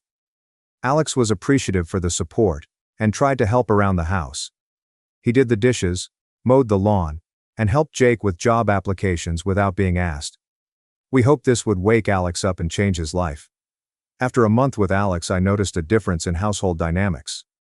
It started off subtly, a snarky remark or a backhanded compliment. Most comments seemed to target Mia. I originally dismissed it as Alex's regular mocking. He'd always been a jokester, even as a kid. As time went on, I couldn't ignore the pattern. Alex seemed to intentionally upset Mia. Alex said, "Isn't that skirt a little short for a family dinner?" Or, "I bet you're trying to impress that barista at the coffee shop." When Mia talked about her photography projects, Alex rolled his eyes and said something about starving artists. I tried to discuss it discreetly with Alex. I approached him in the kitchen one afternoon when everyone was out. I said, "Hey Alex," attempting to be casual. "I've noticed you've been pretty hard on Mia lately. Is everything okay?" Alex shrugged, grabbed a beer from the fridge. I'm joking, he said. Mia must toughen up to succeed in life. Besides, it's not my fault if she can't take a joke. I didn't want to create house tension, he said. I choose to monitor the situation. I spent more time in the common areas while Alex and Mia were home to deter misbehavior. Mia was increasing her withdrawal. Her living room was her favorite spot for sketching and laptop photo processing. She mostly holds up in her room now. After hesitating, she told me Alex's comments were hurting her. I can't do anything right while he's around, she said, crying. But I don't want to tell Mom and Dad. By keeping Alex, they're doing so much. I assure Mia that her feelings were valid, and that she had a right to feel comfortable at home. Mia asked me not to tell our parents about the situation. Alex was already struggling, and she didn't want to cause controversy. A family supper last week resolved matters. All of us were at the table for Mom's excellent lasagna. The conversation started lightly with Jake mentioning a promising employment opportunity and Dad planning a weekend fishing vacation. Suddenly Mia revealed that she was going on a date with a photography classmate. Alex's demeanor changed when she spoke. His sparkle in his eyes made me apprehensive as he leaned forward. Well, he sarcastically remarked. It appears our tiny Mia is finally expressing herself. Mia flushed red and stared at her plate as Alex interrogated her about the guy, asking increasingly personal and inappropriate questions. So, is this guy aware of your, shall we say, limited experience? Or, are you planning to fake it till you make it? He sneezed. I saw Mia shrinking in her chair, mortified. I tried to change the subject by asking Dad about his fishing trip, but Alex kept going. He turned to me and narrowed his eyes. What's the matter, sis? Afraid little Mia can't handle a little teasing? Or are you jealous that she has a date and you don't? Enough, Alex, I snap. You're a guest in this house, and you need to show some respect. Just because your life is a mess doesn't mean you can take it out on Mia or anyone else. The table fell silent, and everyone stared at me in shock. Alex's face contorted with anger. He stood up suddenly, his chair scraping loudly against the floor. You know what? I don't need this. I'm out of here. He stormed out of the house, slamming the door behind him. The silence was deafening. Dad cleared his throat and said, I think we all need to calm down. Slowly. Alex is family and he's going through a tough time. We need to be more understanding. I couldn't believe the words. Dad, did you not hear how he was talking to Mia? To all of us? That's not okay. Tough time or not. Mom tried to intervene, suggesting we take a breather and discuss things when everyone had calmed down. But Alex didn't return for 2 days. When he did, my parents called a family meeting. They said Alex would be staying with us for at least another month and that we needed to get along. I tried to explain Alex's behavior toward Mia, but my parents dismissed it as cousin rivalry and told us to resolve it ourselves. Now the house is unbearably tense. Alex hardly speaks to me, throwing me dirty looks anytime we're in the same room. Mia appears more reclusive than ever, spending practically all her time in her closed room. Jake has been avoiding it, saying it's not his concern. I feel like I'm the only one standing up for Mia, but I'm not sure if I crossed a line with what I said to Alex. Should I apologize to keep the peace or stand my ground? I don't want to make things worse for Mia, but I don't think it's right to let Alex treat her this way in our home. I don't know what to do next. Update 1. It's been 2 weeks since my last post, and I wish I could say things have improved, but the situation has only escalated. After much internal debate, I decided to try to reconcile with Alex. One morning in the kitchen, I apologized for my harsh words at dinner and explained that while I still cared about Mia, I could have expressed it more tactfully. Alex seemed to accept my apology, even cracking a smile and saying, "Water under the bridge, cuz." I felt hopeful that we could move past this and cooperate peacefully. Despite our apparent reconciliation, Alex's behavior toward Mia hasn't improved at all. If anything, it seems to have gotten worse, as if he's trying to make up for lost time. He's become more subtle in his jabs, making innocent-sounding comments with a clear mockery undercurrent. I helped Mia choose her outfit and gave her a pep talk before she left for her date with the guy from her photography class last weekend. She had been nervous all week, changing her outfit multiple times and worrying about every detail. As she left, I felt protective sisterly pride. Alex was watching a basketball game on the couch in the living room when Mia came home later that night. When she came in, he muted the TV and sat up, displaying a predatory grin. Well, look who's doing the walk of shame, he said, his voice dripping with insinuation. Mia tried to brush him off, mumbling a quick goodnight as she headed upstairs. Alex wasn't ready to let her off the hook, so he started grilling her about the date, getting more crass and invasive. "Come on, Mia, don't be shy," he said. "Did he get to second base or did you strike out again?" "I was in the kitchen doing dishes, but I heard everything." "Alex, that's enough," I said firmly. "Mia doesn't have to tell you about her date." Alex held up his hands and mocked surrender. "Whoa, easy there, big sis. I'm just looking out for my little cousin. Someone's got to make sure she's not getting taken advantage of, right?" He turned back to Mia, his voice becoming patronizing. Mia snapped, releasing months of pent-up rage as she shouted, "Shut up, Alex. Quit talking. I'm weary of your jokes and comments. Not hilarious. I feel horrible and they're useless." The room became silent as Alex and I were astonished by Mia's scream. Then Alex laughed, a harsh mocking sound that made my skin crawl. "Wow, looks like tiny Mia finally got a backbone." He sneezed. "Maybe now you can keep a guy interested for more than one day." I was furious and stepped between Alex and Mia, my voice low and dangerous. "That's it, Alex. You need to apologize right now or I swear to God." Alex stood up to his full height. "Run to mommy and daddy again. They don't care. They're too busy feeling sorry for poor miserable Alex to realize what's really going on." He went off to the guest room, slamming the door so hard that the portraits on the wall rattled. Mia cried, and I spent the next hour comforting her in her bed. Between sobs, she admitted that Alex's behavior had been getting worse over the past few weeks, and that she was afraid to be alone in the house with him, always locking her door at night. The next day, I decided to have a serious talk with our parents. I waited until Alex had left for a job interview, or so he said, before sitting them down in the living room. My parents' reaction was shocking and disappointing. My mom shook her hands nervously, her brow furrowed with concern. But not for Mia. I explained everything that had been happening, from Alex's constant belittling comments to the incident after Mia's date. I emphasized how uncomfortable and unsafe Mia was feeling in her own home. "Honey," she said, "you may be exaggerating. Alex is struggling so much. Alex lost his job, girlfriend, and home at once, so it's no wonder he's behaving out. Mia's young." "Are you serious?" I asked, my voice rising in disbelief. "Alex is an adult. His hard time doesn't give him the right to harass Mia or anyone else. She doesn't feel safe in her own home." My parents exchanged a look that made my stomach drop. My father grew stern.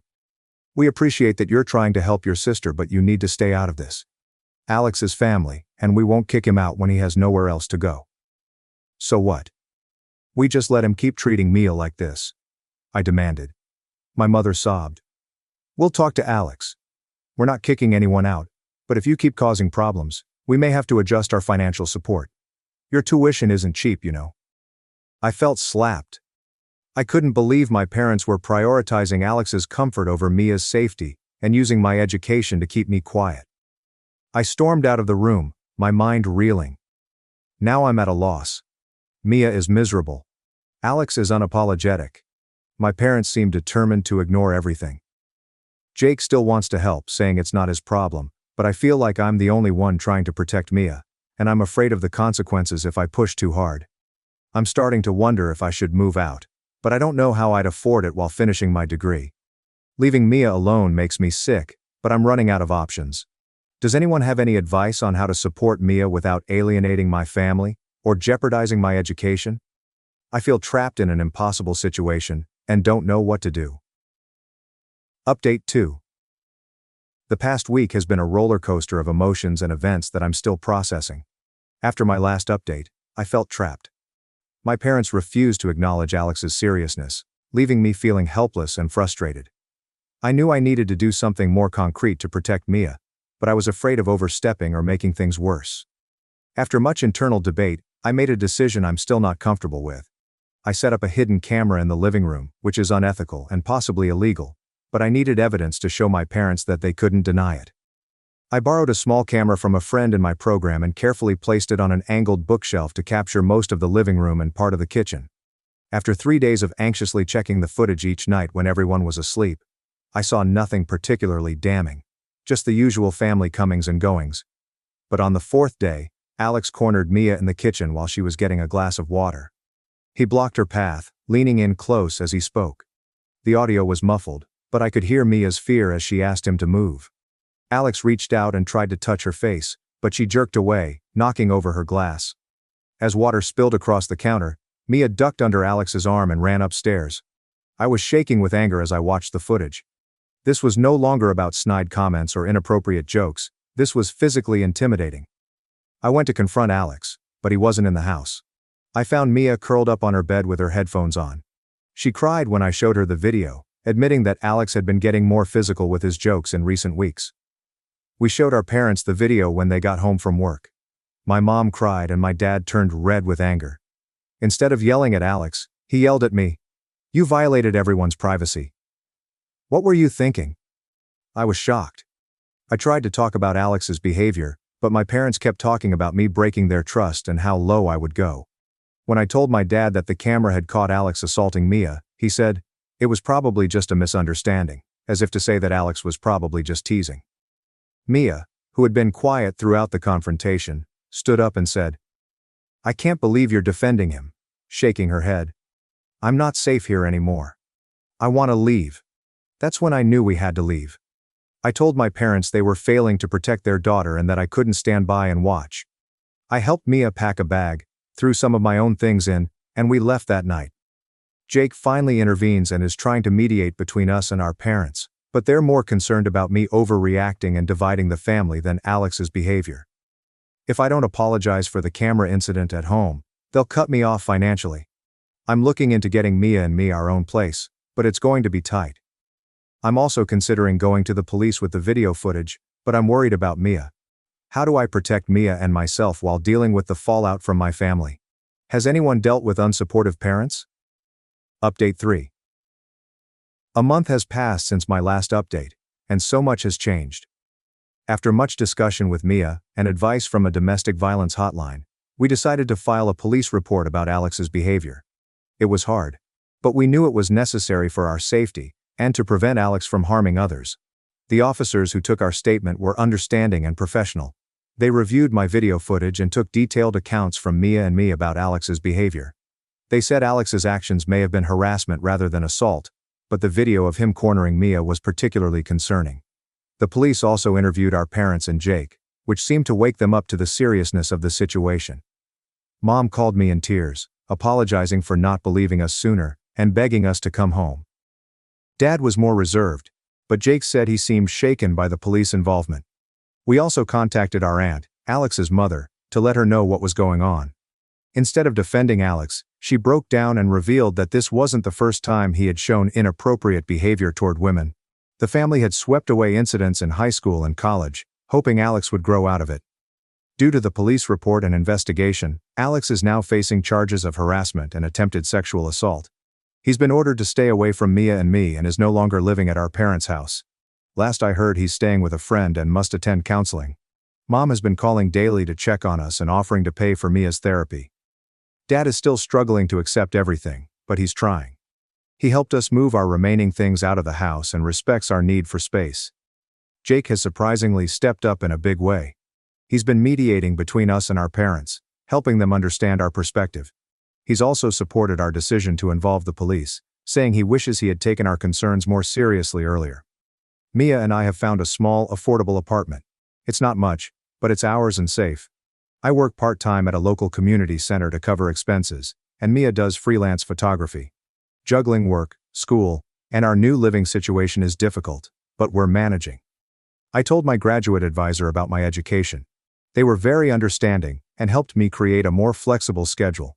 I may have to extend my program by a semester, but I'm determined to finish my degree. We're taking things day by day, focusing on healing and moving forward. I've learned that trusting your instincts and asking for help are crucial. Thank you to everyone who gave advice and support throughout this ordeal. Your words of encouragement meant more than you know.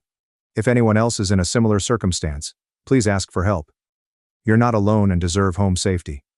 Thanks for watching and being part of the drama. Don't forget to subscribe and hit the bell so you never miss a wild news story.